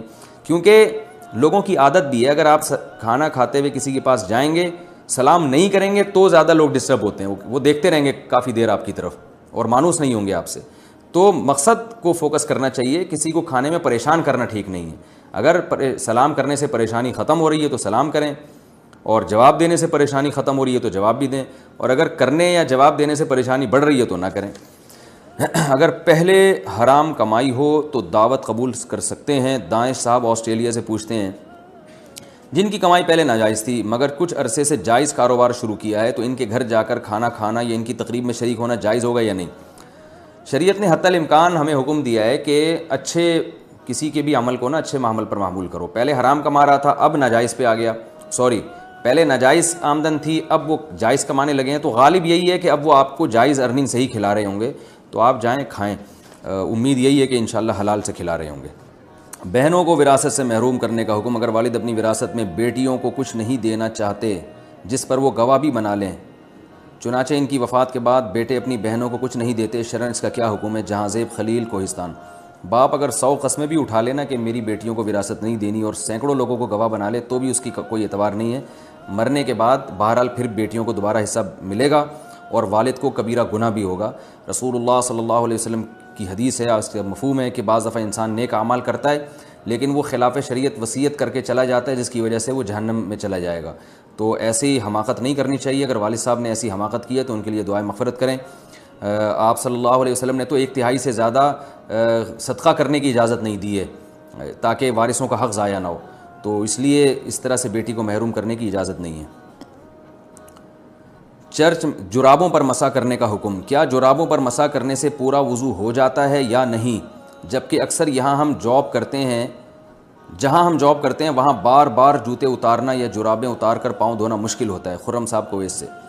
یہ بھی 15ویں صدی کی ایک بدعت ہے جس کا اس صدی سے پہلے کہیں کوئی ثبوت نہیں ملتا کہ عام جرابوں پہ بھی لوگ مسح کرنے لگے، اور بعض علماء نے اس کے جواز کا فتویٰ دیا ہے، لیکن یہ اجماع امت کے خلاف ہے۔ چاروں اماموں کا اجماع ہے کہ موزوں پر مسح کے لیے کچھ شرائط کا پایا جانا ضروری ہے، اور ان چاروں فقہ کے نزدیک یہ جو آج کل جو ساکس ہم پہنتے ہیں ان پر مسح بالکل جائز نہیں ہے۔ اس کی بڑی وجہ یہ ہے کہ جتنی احادیث، قرآن نے سب سے پہلے پاؤں دھونے کا حکم دیا ہے، اور یاد رکھیں جب قرآن میں کوئی حکم آتا ہے تو اس حکم سے اختلاف کرنے کے لیے کوئی بہت مضبوط اور واضح دلیل ہونی چاہیے۔ تو خفین کے بارے میں تو دلیل واضح ہے، خفین کہتے تھے چمڑے کے موزے، تو چمڑے کے موزے یا وہ موزے جو چمڑے جیسے ہوں جن میں پانی نہ جاتا ہو، یا وہ شرائط جو فقہ کی کتابوں میں لکھی ہوئی ہیں۔ تو قرآن نے چونکہ پاؤں دھونے کا حکم دیا، اگر قرآن میں حکم نہ ہوتا پھر ہم کہیں سے بھی کوئی بھی روایت ملتی ہم لے لیتے، لیکن قرآن نے چونکہ پاؤں دھونے کا حکم دیا ہے واضح لفظوں میں، تو اب وہ متواتر قطعی ہے، اس سے انحراف انہی خاص شرطوں کے ساتھ کیا جائے گا جن پر بالکل واضح اور صریح احادیث موجود ہوں. تو واضح اور صریح احادیث صرف خفین کے بارے میں ہیں, اور خف عربی میں کہتے ہیں یہ جو چمڑے کے موزے ہوتے ہیں ان کو خف کہا جاتا ہے. اسی طرح بعض لوگ کہتے ہیں کہ جورب کے بارے میں, جورب بھی حدیث میں آتا ہے کہ نبی صلی اللہ علیہ وسلم نے جورب پر مسح کیا. یاد رکھیں نبی صلی اللہ علیہ وسلم کے دور میں یہ والے جورب تھے ہی نہیں.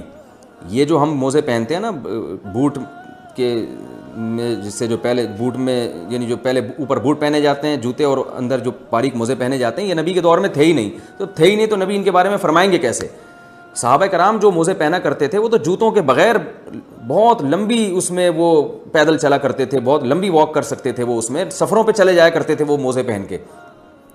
تو یہ جو آج کل کے موزے ہیں یہ نبی صلی اللہ علیہ وسلم سے اس کا ثبوت ہی نہیں ملتا, تو اس کے بارے میں احادیث خاموش ہیں. تو اس لیے اس کے بارے میں یہ فیصلہ کرنا کہ اس پر بھی مسح جائز ہے یہ کسی بھی حدیث میں نہیں ملتا, کیونکہ جورب کا جو تذکرہ حدیث میں آتا ہے تو جورب خفین کو بھی کہا جاتا ہے, یعنی جو جس کو خف کہا جاتا ہے نا, جو چمڑے کے موزے ہوتے ہیں یا چمڑے ٹائپ کے موزے ہوتے ہیں, تو جورب اس کو بھی کہا جاتا ہے. تو آپ جورب سے یہ والے جورب مراد لے لیں, یہ کسی امام کا مذہب نہیں ہے, نہ اسلاف میں سے کسی ایسے امام سے ثابت ہے جن کی امت میں اتباع کی جاتی ہے. تو یہ آج کل ایک نیا فتویٰ آیا ہے جو چاروں مذاہب کے بھی خلاف ہے اور قرآن و سنت کے بھی خلاف ہے. اس لیے ہماری رائے میں اگر امام نے ایسے موضوع پر مسح کر کے نماز پڑھائی تو وہ نماز ادا نہیں ہوگی, آپ کو نماز لوٹانی پڑے گی. میں اس پر انشاءاللہ مزید ڈیٹیل سے کسی اور وقت میں مزید جو ہے وہ تفصیل سے میں بیان انشاءاللہ ریکارڈ کرواؤں گا, فی الحال اتنا ہی کافی ہے. چرچ میں صدقہ یا ہدیہ دینے کا حکم. ہم جرمنی میں رہتے ہیں تو کچھ لوگ چرچ کی طرف سے آتے ہیں کہ چرچ کو کچھ ہدیہ کریں, کھانے پینے کی چیز, تو کیا انہیں دینا جائز ہوگا یا نہیں؟ طیبہ صاحبہ جرمنی سے پوچھتی ہیں. دیکھیں چرچ میں اگر لوگ بیٹھے ہوئے ہیں تو ان کو تو کھلا بھی سکتے ہیں, تو لوگ تو کہیں بھی بیٹھے ہوئے ہوں, پائپ کے اندر کوئی سٹا بھی لگا رہا ہو تو اس کو بھی آپ جا کے کھلا سکتے ہیں. تو وہ چرچ میں تو سٹا تو پھر بھی نہیں لگا رہا, تو چرچ میں یا کوئی مندر میں ہندو بیٹھا ہوا, کھلانا سب کو جائز ہے, تو ہدیہ دینا بھی سب کو جائز ہے. ہاں اگر وہ چرچ کی تعمیر کے لیے آپ سے پیسے لے رہے ہیں, چرچ کی تعمیر کے لیے, تو پھر وہی حکم ہے کہ کسی ایسی عمارت کی تعمیر جو صرف یعنی اس میں عیسائی عبادت ہی کر سکتے ہیں, عبادت کے علاوہ کوئی اور کام نہیں ہو سکتا, تو چونکہ ان کی عبادت ہماری شریعت کے حساب سے غلط ہے, وہ شرک کرتے ہیں, حضرت عیسیٰ ابن مریم کو بھی پکارتے ہیں, تو پھر اس ایسی تعمیر میں حصہ لینا جائز نہیں ہے. اور اگر ویسے ہی مطلق ایک عمارت کی تعمیر ہو رہی ہے تو پھر وہ اس میں حصہ لیا جا سکتا ہے. کیا تلاوت قرآن سن کر علاج ممکن ہے؟ ہماری شادی کو 8 سال ہو گئے ہیں مگر ہماری اولاد نہیں ہے, ہم علاج کرا رہے ہیں. کسی نے بتایا کہ علاج کرانے کے ساتھ ساتھ قاری عبدالباسط کی آواز میں سورہ رحمان کی تلاوت بھی سنو, تو یہ کسی آواز میں بھی سن سکتے ہیں, صرف قاری عبدالباسط کی آواز میں سنیں. عرفہ صاحبہ کراچی سے. دیکھیے تلاوت کرنے بھی ایک رقیہ ہے, تلاوت سننا بھی ایک رقیہ ہے, اس کی برکتیں ہیں. جب آپ کسی کی آواز میں سنیں, اگر آپ کو قاری عبدالباسط اچھے لگ رہے ہیں تو ان کی آواز میں سنیں, لیکن یہ اس کی کوئی ہمیں وہ نہیں ملتی, کوئی یعنی اسپیسیفک کوئی دلیل نہیں ہے. تو رقیہ ایک ایسی چیز ہے, ایک تجربے سے اگر کسی آیت کا ثابت ہو جائے کہ شفا ہے تو ٹھیک ہے, لیکن آج کل جو رقیہ بتانے والے لوگ ہیں وہ زیادہ تر پھینکو ہیں, بس وہ ویسے ہی بیٹھے ہوئے ہوتے ہیں, یہ یہاں سے یہاں پڑھ لو, یہاں سے یہاں پڑھ لو, یہاں سے یہاں سن لو تو وہ ہو جائے گا, تو وہ کچھ دلیل نہیں ہوتی ان کے پاس. تو اس لیے آپ علاج کو فوکس کریں, اور جو قرآن اور سنت میں رقیہ ثابت ہے, جیسے حدیث میں رقیہ ہے اسأل اللہ العظیم رب العرش العظیم ان یشفیہ یا ان یشفیہ, مریض پہ پڑھ کے یہ دم کیا جائے. تو بہت ساری علماء نے کتابیں لکھی ہیں, نیٹ پر بھی آپ کو ایسی کتابیں مل جائیں گی جس میں نبی صلی اللہ علیہ وسلم نے جو رقیہ ہمیں بتایا ہے اس رقیہ کا تذکرہ ملتا ہے, تو اسی پر اکتفا کریں, یہ زیادہ بہتر ہے. اس کے علاوہ کوئی دلیل کسی کے پاس نہیں ہوتی. بعض دفعہ تو ایسا رقیہ بتایا جا رہا ہوتا ہے جس کا بیماری سے دور دور کے کوئی تعلق ہی نہیں ہوتا. ہمارے حضرت رحمہ اللہ تعالیٰ کے پاس کوئی شخص آیا اور کہا کہ میری بچی کی شادی نہیں ہو رہی, تو میں نے سورہ مزمل کا ورد کروایا ہے, مجھے کسی نے بتایا. تو حضرت نے فرمایا سورہ مزمل میں تو تہجد اور جہاد کا حکم ہے, پوری سورہ مزمل تہجد اور جہاد, اس میں شادی کا تو کہیں تذکرہ ہی نہیں ہے, تو بچی کی شادی کا اس سے کیا تعلق ہے؟ تو ایسے ہی لوگ بیٹھ کے بنا رہے ہیں, تو آپ انہی پر اکتفا کر لیں جو قرآن و سنت سے ثابت ہیں, تو بہتر ہے کہ یعنی اس سے انشاءاللہ آپ کو فائدہ ہوگا. سورہ فاتحہ کا رقیہ ہونا حدیث سے ثابت ہے, وہ پڑھ لیا کریں, یا اور جو دیگر روایات ہیں. اسی طرح وہ قرآن کی آیتیں جن میں آپ کی بیماری والا مضمون ہے, جیسے اولاد نہیں ہے تو سورہ فرقان کے جو آخری آیتیں ہیں ربنا ھب لنا من ازواجنا وذرریاتنا قرۃ اعین, اے اللہ ہمیں جو ہے نا اپنی ازواج اور اولاد کی طرف سے آنکھوں کی ٹھنڈک عطا فرما. تو اس میں اولاد کا حصول بھی ہے اور اس کا آنکھوں کی ٹھنڈک بھی ہے. تو یہ والی آیت ایسی ہے جس میں اس کا تذکرہ ہے, تو ایسی آیت اگر بطور رقیہ کے پڑھی جائے تو پھر تو بات سمجھ میں آتی ہے. سورہ رحمان کا میرا خیال ہے شادی سے کوئی تعلق نہیں, یعنی شادی یا اولاد سے کوئی تعلق نہیں ہے. خواتین کا نامحرم مرد کو دیکھنا جائز ہے یا ناجائز؟ بنت عبداللہ ممبئی سے۔ یہ بمبئی اور ممبئی میں کیا فرق ہے مجھے آج تک سمجھ میں نہیں آیا۔ میرا کام رشتے لگانے کا ہے، اس میں لوگوں کے بایو ڈیٹا اور فوٹوز حاصل کرنا ہوتی ہیں۔ لڑکیوں کی تصویریں دیکھنے میں تو کوئی حرج نہیں، مگر کیا لڑکوں کی تصویریں میرے لیے دیکھنا جائز ہوگا یا نہیں؟ جبکہ اس کے بغیر میچ بٹھانا مشکل ہے، یعنی ان کو میچنگ کرنی ہے کہ یہ ڈیزائن کا ہے تو اس کے لیے یہ والے ڈیزائن مناسب رہے گا۔ میں نے یہ کام ثواب کی نیت سے شروع کیا ہے، اس کے پیسے نہیں لیتی، مگر کیا شیطان ثواب کا دھوکہ دے کر بد نظری کے گناہ میں تو مبتلا نہیں کر رہا؟ دیکھیے، عورت کے لیے مرد کو دیکھنا اصل فتوے کی روح سے تو جائز ہے، مگر منع اس لیے کیا جاتا ہے کہ اس میں یعنی ضرورت کے موقع پہ جائز ہے، بلا ضرورت نہیں۔ منع علی الاطلاق کیا جاتا ہے کیونکہ اس میں فتنے کا اندیشہ ہے۔ جواز کے کیا دلائل ہیں؟ صحیح مسلم کی حدیث ہے، نبی صلی اللہ علیہ وسلم نے امی عائشہ رضی اللہ تعالی عنہا کو حبشیوں کا کھیل دکھایا مسجد میں، حالانکہ وہ بھی مرد تھے۔ اسی طرح آپ صلی اللہ علیہ وسلم نے حضرت فاطمہ تھیں، جو وہ نہیں جو نبی صلی اللہ علیہ وسلم کی بیٹی تھی، دوسری فاطمہ جن کو طلاق ہوئی تھی، تو ان کو آپ صلی اللہ علیہ وسلم نے حکم دیا کہ وہ عبداللہ ابن ام مکتوم کے گھر عدت گزاریں، حالانکہ عبداللہ ابن ام مکتوم نابینا تھے مگر یہ نابینا نہیں تھیں۔ تو اس میں بھی صاف پتہ چلتا ہے کہ عبداللہ بن ام مکتوم کے گھر جب عدت گزاریں گی تو بار بار ان پہ نظر پڑے گی۔ تو اسی طرح علماء نے استدلال کیا ہے کہ عورت کو پردے کا حکم ہے، مرد کو پردے کا حکم نہیں ہے۔ تو اس سے صاف پتہ چلتا ہے کہ عورت کا مرد کو کسی ضرورت سے دیکھنا اس کی گنجائش ہے۔ عبداللہ ابن ام مکتوم کی بھی ظاہر ہے وہ آنا جانا بہت تھا۔ بعض لوگ اس حدیث سے استدلال کرتے ہیں کہ عبداللہ ابن ام مکتوم رضی اللہ عنہ ایک دفعہ تشریف لا رہے تھے تو آپ صلی اللہ علیہ وسلم نے اپنی ازواج کو حکم دیا پردے کا۔ انہوں نے فرمایا یا رسول اللہ وہ تو نابینا ہے، تو آپ نے فرمایا تم تو نابینا نہیں ہو۔ تو علامہ نووی نے اس حدیث کا جواب دیا ہے کہ یہ غیرت اور حمیت پر محمول ہے، کہ آپ صلی اللہ علیہ وسلم کی غیرت نے اس کو برداشت نہیں کیا کہ میری زوجہ کی نظر کسی پہ پڑے۔ تو غیرت کا تعلق بالکل ایک الگ ہے، اگر کوئی مرد یہ برداشت نہیں کرتا کہ میری بیوی نامحرم مردوں کو دیکھے تو یہ بہت اچھی بات ہے۔ شرعی جواز اور ناجائز ہونے کا تعلق اس سے نہیں ہے۔ تو فتویٰ اس پر ہے کہ اگر کوئی بلا ضرورت مرد کو دیکھے تو ناجائز ہے، یا ضرورت سے دیکھے مگر دیکھنے میں فتنے کا اندیشہ ہو تو بھی ناجائز ہے۔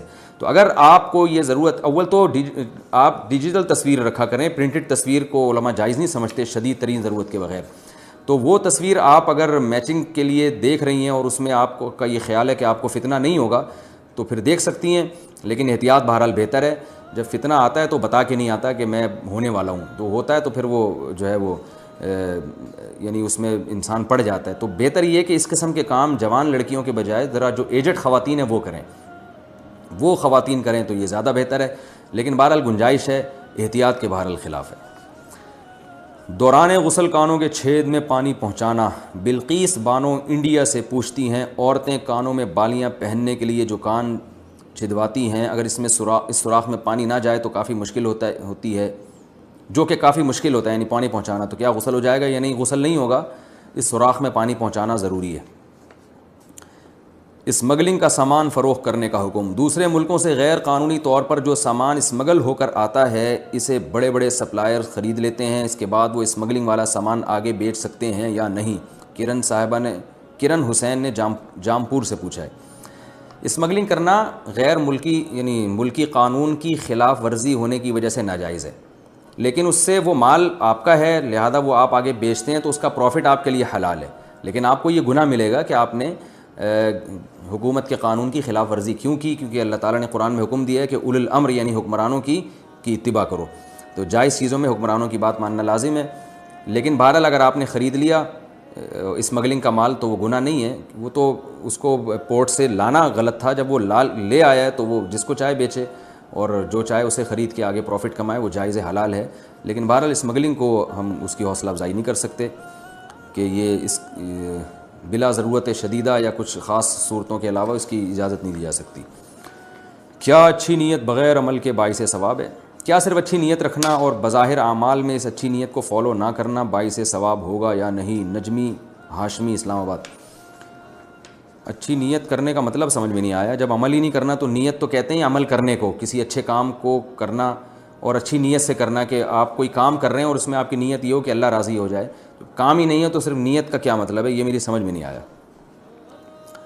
مطلبی رشتہ داروں سے کنارہ کشی کا حکم۔ اگر آپ کے کچھ ایسے مطلبی رشتہ دار ہوں جن کی وجہ سے آپ بہت ذہنی اذیت کا شکار ہوں اور آپ کی گھریلو زندگی سخت ڈسٹرب ہو رہی ہو تو کیا آپ ان سے کنارہ کشی اختیار کر سکتے ہیں جبکہ قطع رحمی کا کوئی ارادہ نہیں ہے؟ عائشہ صاحبہ لاہور سے۔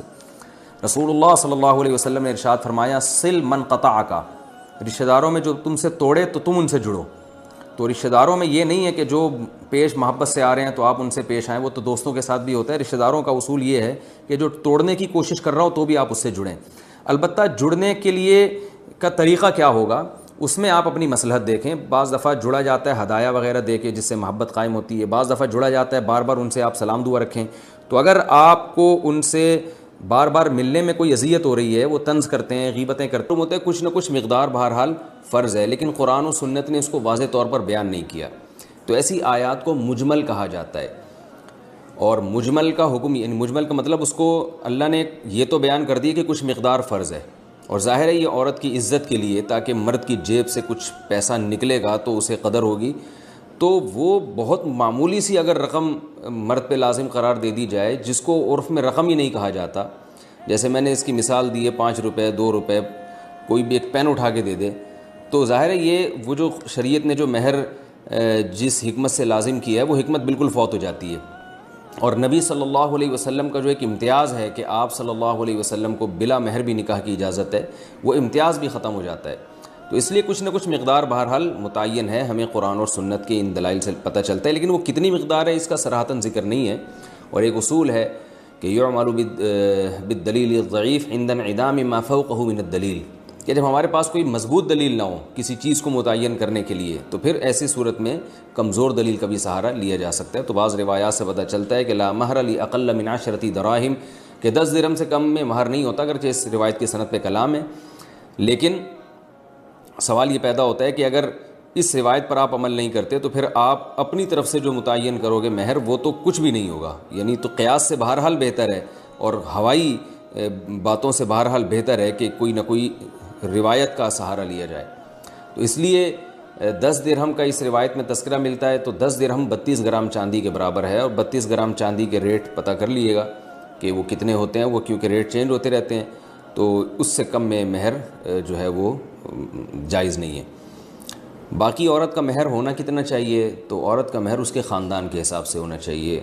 اس میں عورت کا سب سے پہلے خاندان دیکھا جائے گا, اس کی عمر, اس کا حسن و جمال, اس کے اخلاق, یہ ساری چیزیں دیکھ کر جو ہے وہ مہر مثل متعین ہوتا ہے. مہر مثل کہتے ہیں کہ کسی بھی خاندان کی خواتین کا عام طور پہ جو مہر ہوا کرتا ہے, تو یہ تو کم سے کم مقدار ہے مہر کی. اس کا یہ مطلب نہیں ہے کہ اتنا مہر ہونا چاہیے, بلکہ مہر تو مہر مثل ہونا چاہیے, جو فقہاء نے بیان کیا ہے کہ ہر عورت کے خاندان کے لحاظ سے اس خاتون کا اپنا, اس کی صفات کے لحاظ سے ہر ایک کا الگ مہر ہوتا ہے.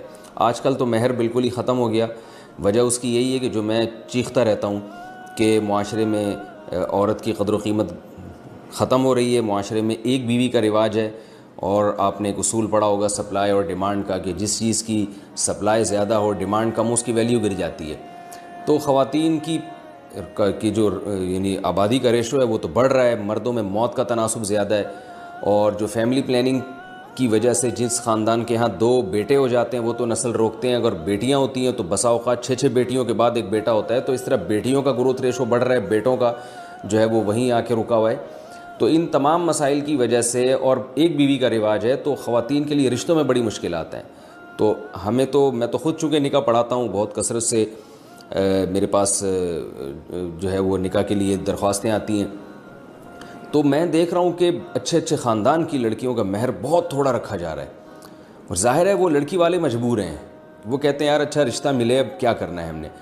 تو جہیز تو لیا جا رہا ہے کئی لاکھ روپے کا, اور مہر جس کی شریعت میں ایک ویلیو ہے, اور جو اللہ نے خاص طور پر خواتین کے لیے ایک حق رکھا ہے, وہ اتنا کم ہو گیا ہے کہ یعنی میں لوگوں سے کہتا ہوں یار کم از کم اپنی 1-2 مہینے کی تنخواہ تو لگاؤ نکاح پہ, یعنی بیوی کو مہر دینے کے لیے. وہ ان کی 1-2 مہینے کی تنخواہ بھی نہیں ہوتی.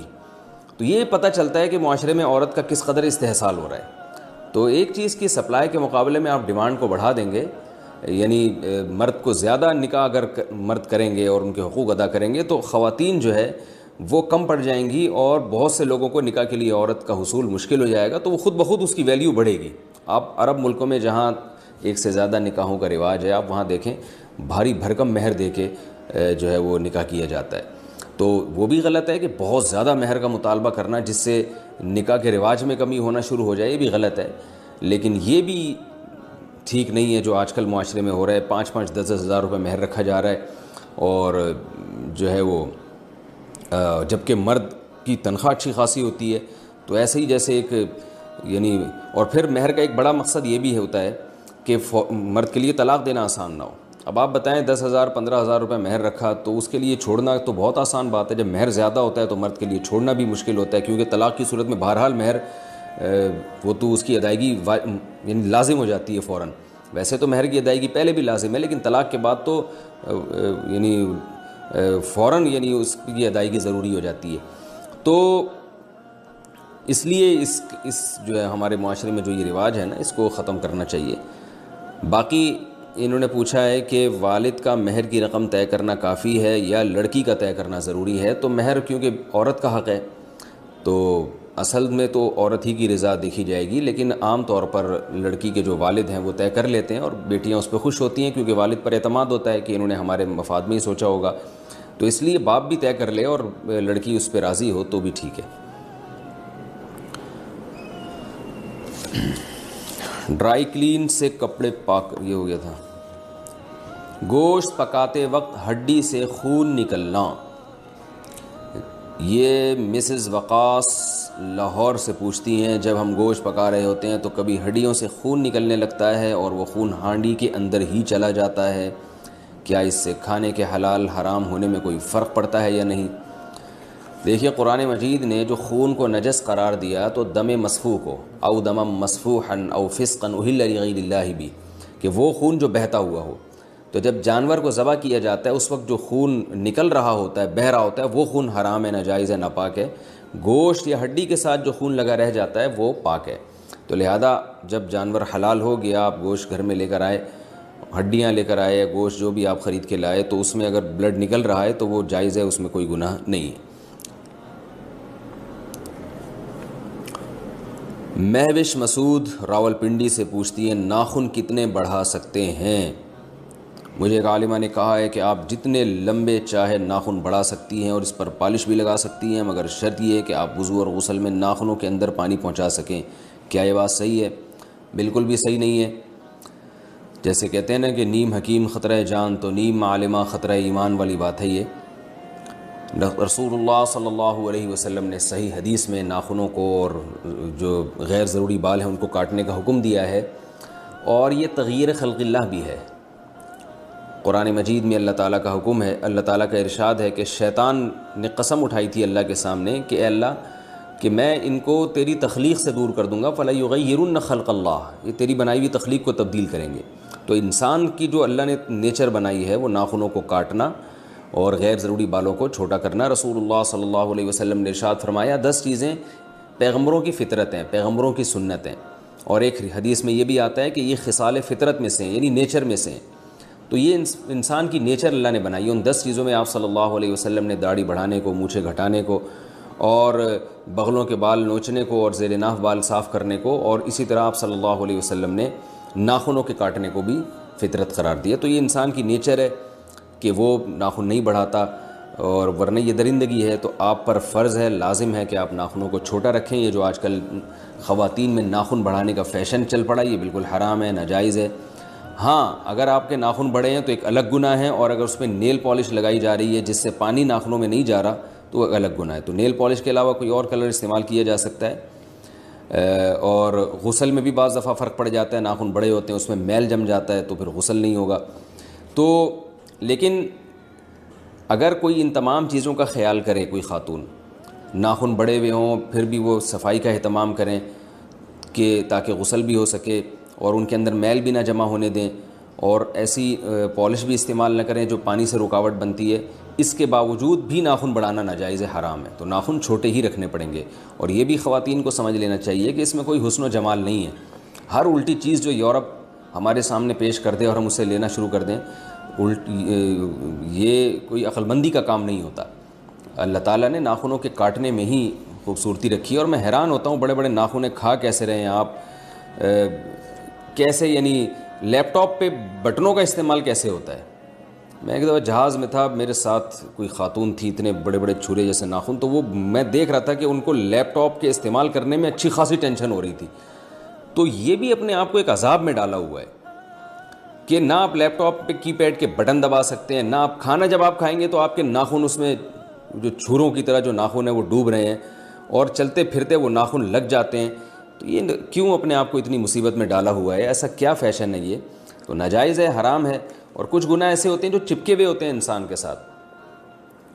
بعض دفعہ انسان کوئی گناہ کرتا ہے، توبہ کر لیتا ہے، وہ گناہ ختم ہو جاتا ہے، یعنی سچی توبہ کرتا ہے. لیکن یہ گناہ ایسا ہے، داڑھی کاٹنے کا گناہ یا ناخن بڑھانے کا گناہ، یہ گناہ تو 24 گھنٹے آپ کے ساتھ چپکا ہوا ہے.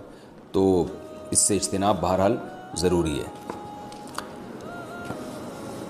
لائف انشورنس اور ہیلتھ انشورنس کا حکم. مصطفیٰ شاہد کراچی سے پوچھتے ہیں، میں سیکیورٹی کمپنی میں مینیجر کے طور پر کام کرتا ہوں. میرا کام سیکیورٹی گارڈ کو مینیج کرنا ہے. ہمیں انہیں لائف انشورنس اور ہیلتھ انشورنس دینی ہوتی ہے. کمپنی والے کہتے ہیں کہ آپ بھی اپنا ڈیٹا دیں تاکہ آپ کی بھی یہ دونوں انشورنس کر سکیں. اس بارے میں رہنمائی فرمائیں. بھائی اسلام میں لائف انشورنس اور ہیلتھ انشورنس دونوں ناجائز، دونوں حرام ہیں، اور یہ اصل میں غرر ہے.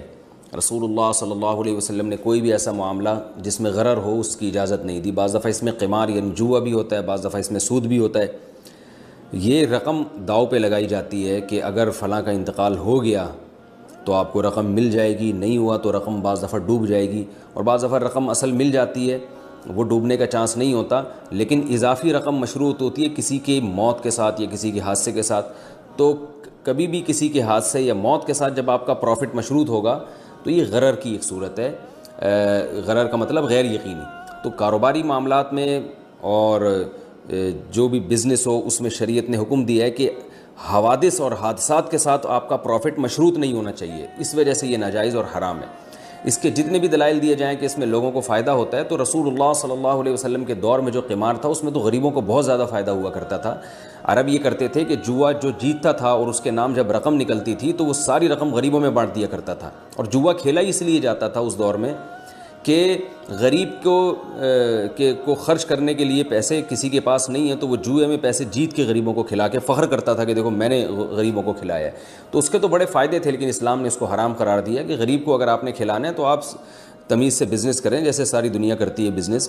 اور اس طرح کے حوادث کے ساتھ اپنے پروفٹ کو مشروط نہ کریں کہ یہ چیز نکل آئی یا یہ تیر نکل آیا میرے نام سے تو یہ پیسے میں جیت گیا. یا انشورنس میں بھی یہی ہوتا ہے کہ حادثہ ہو گیا تو آپ کو پیسے ملیں گے، حادثہ نہیں ہوا تو پیسے نہیں ملیں گے. آپ یہ کہہ سکتے ہیں کہ اس میں تو تعاون ہے، جس کے ساتھ حادثہ ہو رہا ہے اس کے ساتھ تعاون ہے. تو تعاون کے لیے اس طرح سے بزنس یہ جائز نہیں ہے. تعاون کا طریقہ یہ ہونا چاہیے کہ بہت سے لوگ ایک کمیونٹی بنائیں اور اس کمیونٹی میں پیسے جمع کروائیں، جس کو ضرورت پڑتی ہے اس کے ساتھ ان پیسوں سے تعاون کیا جائے، جیسے بہت ساری کمیونٹی نے بنائے ہوئے ہیں. یہ تو ایک انشورنس تو ایک باقاعدہ بزنس ہے. میں بھی اس کے دلائل کی تفصیل میں زیادہ نہیں جاؤں گا، یہ تو بہت لمبا کلپ ہو جائے گا. اس پر علماء نے بہت کچھ لکھا ہے. یہ صرف میرا بتانے کا مقصد یہ ہے کہ انشورنس اور کے جواز پہ جو دلائل دیے جاتے ہیں تو علماء ان دلائل سے غافل نہیں ہیں. علماء کو پتہ ہے وہ کیا دلائل دیے جاتے ہیں، لیکن وہ سب غلط دلائل ہیں. تو اسلام نے جو باہمی تعاون کا طریقہ بیان کیا ہے، یا آپ خود سے بھی کوئی طریقہ ایجاد کر سکتے ہیں، اس طریقے میں یہ ضروری ہے کہ وہ قمار سے، سود سے اور غرر سے پاک ہو. تو ان تین چیزوں سے پاک ہونا اس کا ضروری ہے. پھر آپ باہمی تعاون کی کوئی صورت نکالیں. تو اور یہ آپ دیکھ لیں انشورنس کے اخلاقی نقصانات بھی کیا ہیں، کہ یہ کمپنیوں کا ایک باقاعدہ بزنس ہے.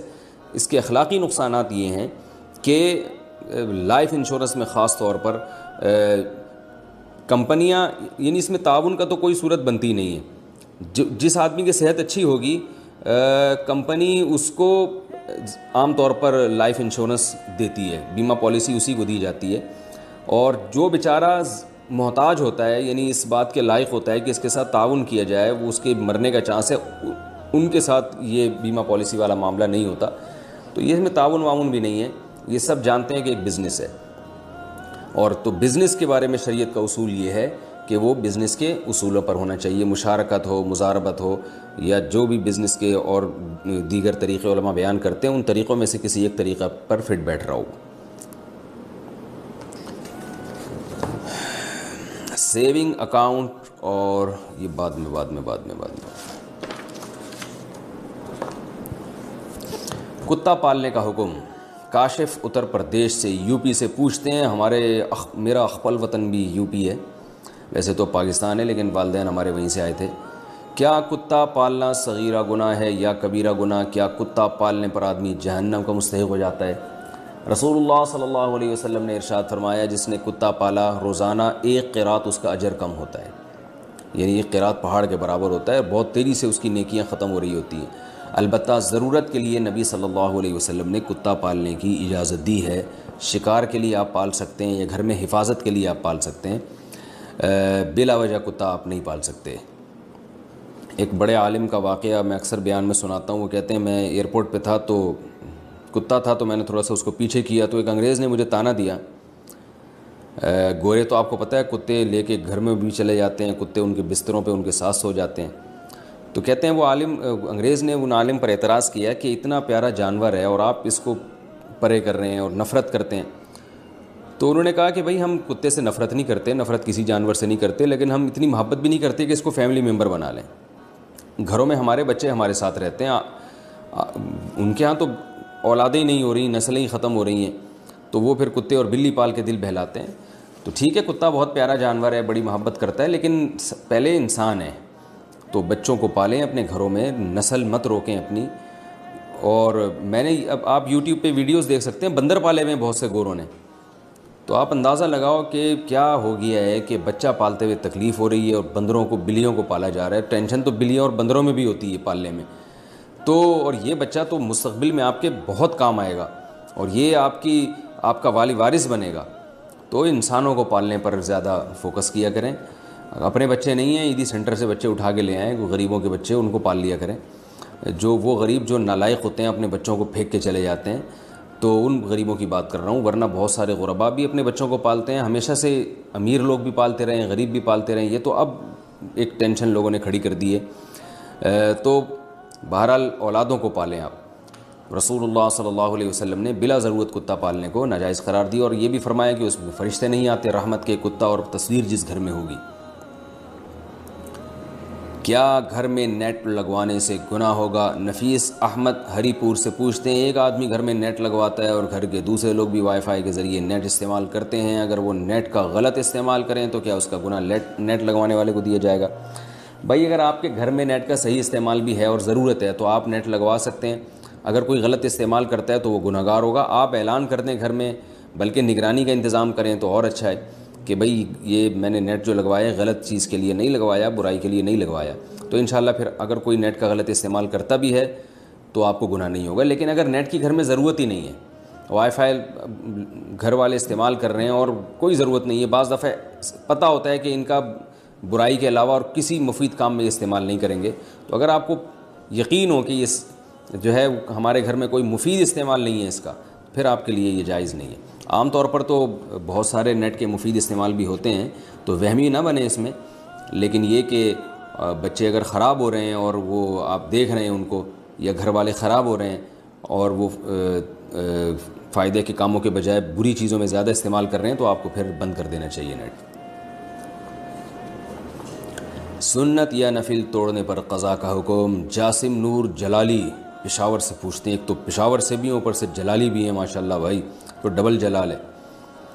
کہتے ہیں کہ اگر کوئی سنت یا نفل کی نیت کرے اور جماعت کھڑی ہو جائے اور وہ پہلی رکعت میں ہی سلام پھیر کر نماز میں شریک ہو جائے تو کیا اس پر سنت یا نفل کی قضا ہوگی یا نہیں ہوگی؟ دیکھیے سنت یا نفل نماز شروع میں تو واجب نہیں ہوتی، لیکن جب آپ شروع کر لیں تو پھر اس کی تکمیل لازم ہے۔ پھر اگر آپ درمیان میں توڑیں گے کسی بھی عذر سے تو بعد میں اس کو پڑھنا پڑے گا۔ یعنی نفل نماز یا کوئی بھی نفل عبادت وہ شروع میں تو لازم نہیں ہوتی، لیکن جب آپ نے شروع کر لی، کوئی بھی عبادت نہیں یعنی نفل نماز جب آپ نے شروع کر لی تو اس کی تکمیل آپ پر واجب ہو جائے گی، کیونکہ یہ بھی ایک قسم کی نظر ہے، منت ہے۔ منت زبان سے بھی ہوتی ہے، عمل سے بھی ہوتی ہے۔ قرآن مجید میں اللہ کا ارشاد ہے وَأَتِمُّ الْحَجَّ وَالْعُمْرَةَ لِلَّهِ، حج اور عمرے کو اللہ کے لیے مکمل کرو۔ تو دیکھیں حج تو چلیں پہلے سے فرض ہے، لیکن عمرہ تو فرض نہیں ہے، لیکن آپ نہیں کرتے عمرہ کوئی حرج نہیں ہے، لیکن جب آپ نے شروع کر لیا تو اللہ کہتے ہیں پھر اس کی تکمیل تمہیں کرنی پڑے گی۔ اسی طرح قرآن میں دوسری جگہ آتا ہے لَا تُبْطِلُوا أَعْمَالَكُمْ، اے ایمان والو اپنے عمل کو ضائع مت کرو۔ تو عمل آپ نے شروع ہی نہیں کیا تو کوئی بات نہیں ہے، لیکن جب آپ نے شروع کر لیا تو اس کو ضائع کرنے کی اجازت نہیں ہے۔ اسی وجہ سے ہم یہ کہتے ہیں کہ اگر کسی نے نفل روزہ نہیں رکھا تو کوئی گناہ نہیں ہے، لیکن رکھ کے اگر اس نے توڑ دیا تو اب اس کی قضا کرنا واجب ہو جائے گا، اسی دلائل کی وجہ سے کہ قرآن میں اللہ نے عمل کو ضائع کرنے سے منع کیا ہے۔ ایک عمل جب شروع کر لیا تو اس کی تکمیل آپ پر لازم ہے، اگر آپ تکمیل نہیں کریں گے تو دوبارہ سے اس کو کرنا پڑے گا آپ کو۔ کیا والدین کی قبر پر جنازہ پڑھ سکتے ہیں؟ مطیع اللہ ممبئی سے پوچھتے ہیں، کسی کے والدین کا انتقال ہو جائے اور وہ جنازے میں نہ پہنچ سکے تو کیا 1-2 دن کے بعد والدین کی قبر پر جا کر نماز جنازہ پڑھ سکتا ہے؟ دیکھیے، رسول اللہ صلی اللہ علیہ وسلم سے جنازے میں تکرار ثابت نہیں ہے، نہ ہی صحابہ کرام سے۔ ایک ہی دفعہ میت کا جنازہ ہوتا تھا، اس کے بعد دوبارہ نہیں ہوتا تھا۔ اسی وجہ سے فقہاء نے بیان کیا کہ میت کی نماز جنازہ میں تکرار جائز نہیں ہے، اس کو دوبارہ پڑھنا جائز نہیں ہے، ایک دفعہ ہوگی۔ البتہ ایک صورت کو مستثنیٰ کیا ہے کہ میت کا جو ولی ہے، جو بھی اس کا سب سے قریبی ہے، تو اس کی اجازت کے بغیر اگر کس نے اس کی پرمیشن کے بغیر نماز جنازہ پڑھا دی تو پھر وہ دوبارہ پڑھا سکتا ہے۔ لیکن یہ جو صورتحال آج کل ہوتی ہے کہ باہر ہیں اور دو دن کے بعد جنازے میں پہنچ رہے ہوتے ہیں، تو ظاہر ہے جنازے میں اتنی تاخیر تو جائز ہی نہیں ہے، تو ولی کو روکنے کی یہاں اجازت ہی نہیں ہے کہ وہ 2 دن تک اپنے لیے جنازہ رکوا دے۔ تو ایسی صورت میں اگر کوئی بعد میں پہنچا ہے تو وہ قبر پہ جنازہ نہیں پڑھ سکتا۔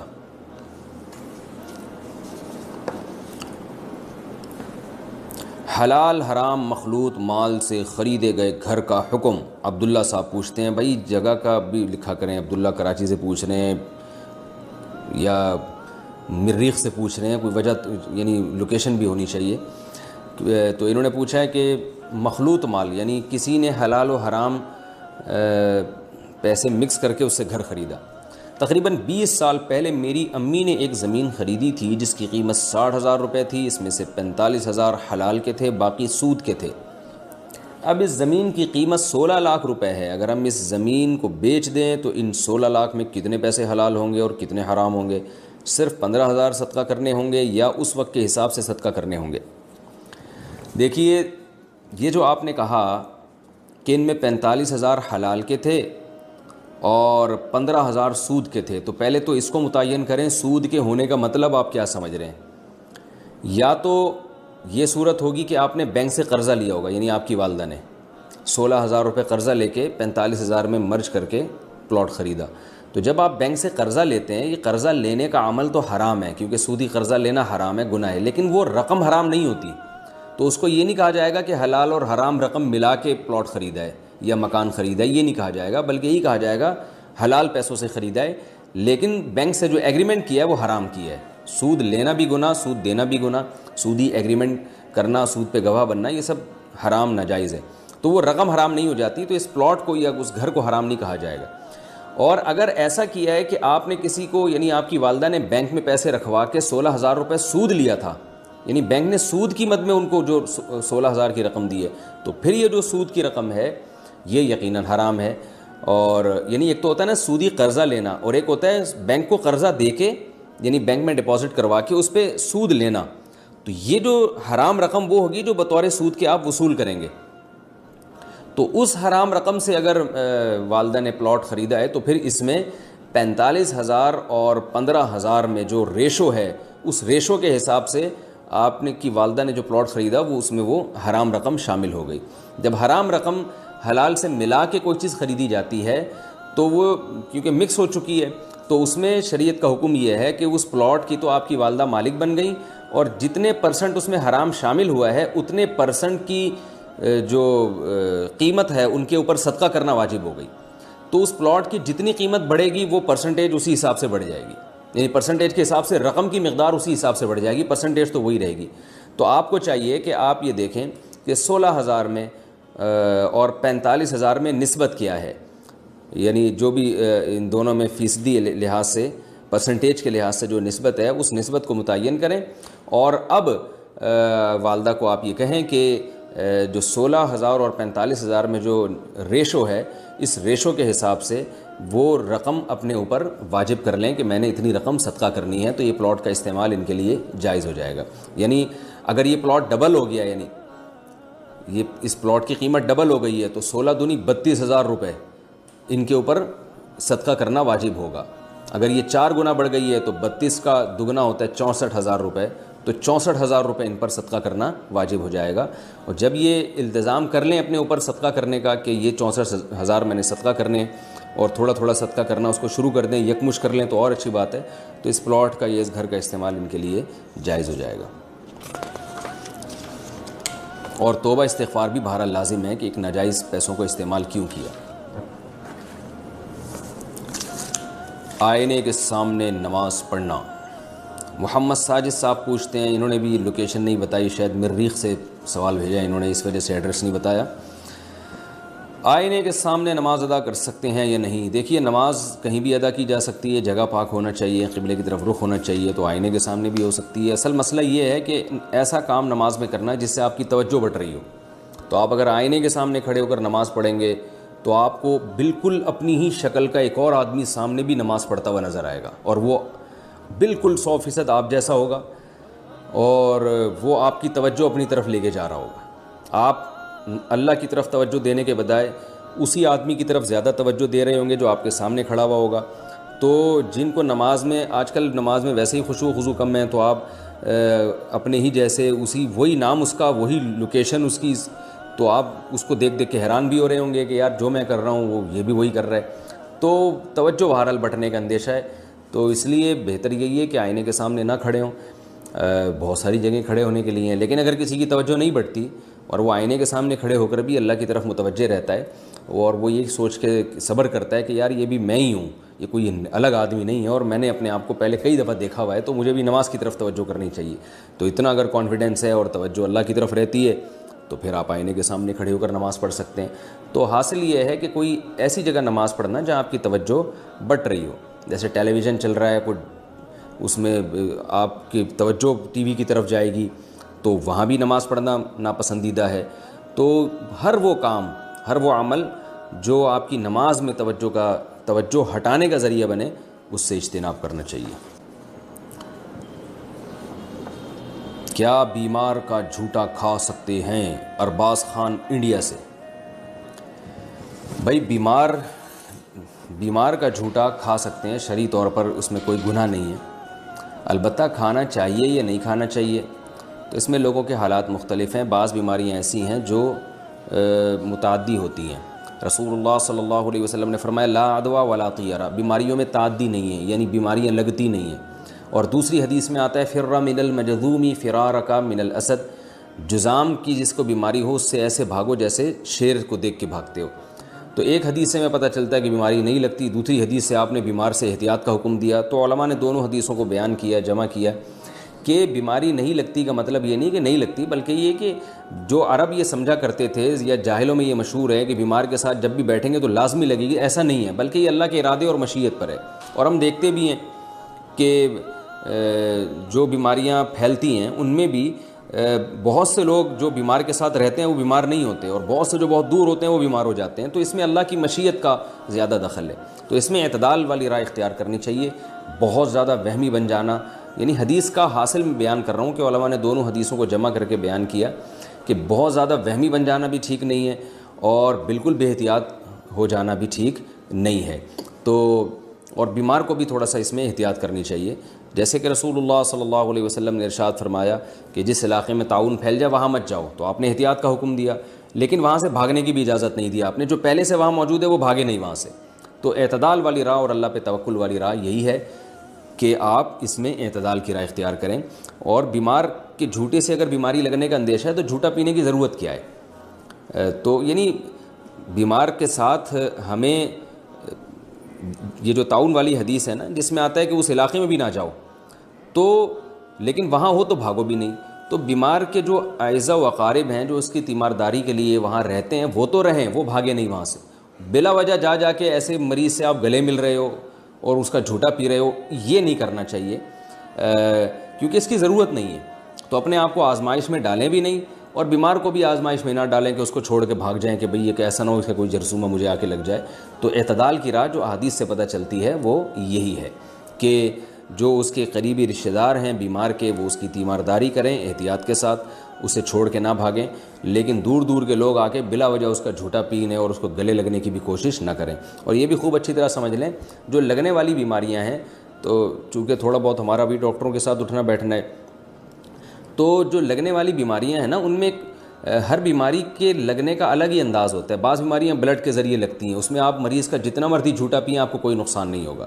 جیسے ہیپاٹائٹس ہے، اس میں مریض کا آپ جھوٹا پئیں، مریض سے گلے لگیں، تو مصافحہ کریں، معانقہ کریں، ہیپاٹائٹس نہیں لگے گا. لیکن مریض کا بلڈ اگر آپ کے بلڈ سے ٹچ ہو گیا، آپ جیسے وہ استعمال شدہ بلیڈ کے ذریعے لگ جاتی ہے بیماری، کیونکہ بلیڈ میں بھی بلڈ جب وہ یہ جو ہیئر ڈریسر ہیں یہ ایک بلیڈ استعمال کرتے ہیں، وہی بلیڈ جب دوسرے مریض پر دوسرے شخص پہ استعمال کریں گے تو اس بلیڈ میں ظاہر ہے کچھ نہ کچھ جرمز چلے جاتے ہیں بلڈ کے ذریعے.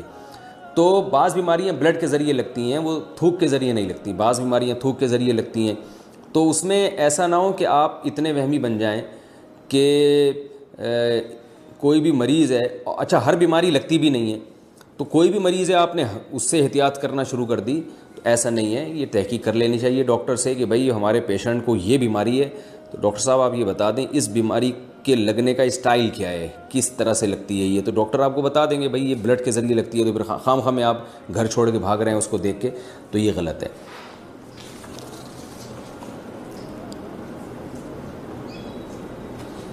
عالم بننے کے لیے کتنا علم ضروری ہے؟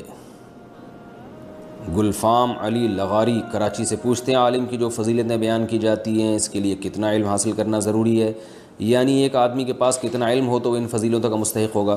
دیکھیں اس بارے میں کوئی لگا بندہ قانون تو حدیث میں بیان نہیں کیا، لیکن ظاہر ہے رسول اللہ صلی اللہ علیہ وسلم نے علماء کو عام لوگوں سے الگ کیا ہے. تو اتنا علم جس سے انسان عامی لوگوں سے ممتاز ہو جائے، تو میں سمجھتا ہوں کہ اتنا علم جب کوئی حاصل کرے گا تو وہ ان فضیلتوں کا مستحق ہو جائے گا جو حدیث میں علماء کے بارے میں وارد ہوئی ہے. یعنی اتنا علم ہو کہ عام آدمی سے وہ ممتاز ہو جائے. اور عام آدمی سے ممتاز ہونے کے لیے کتنا علم چاہیے؟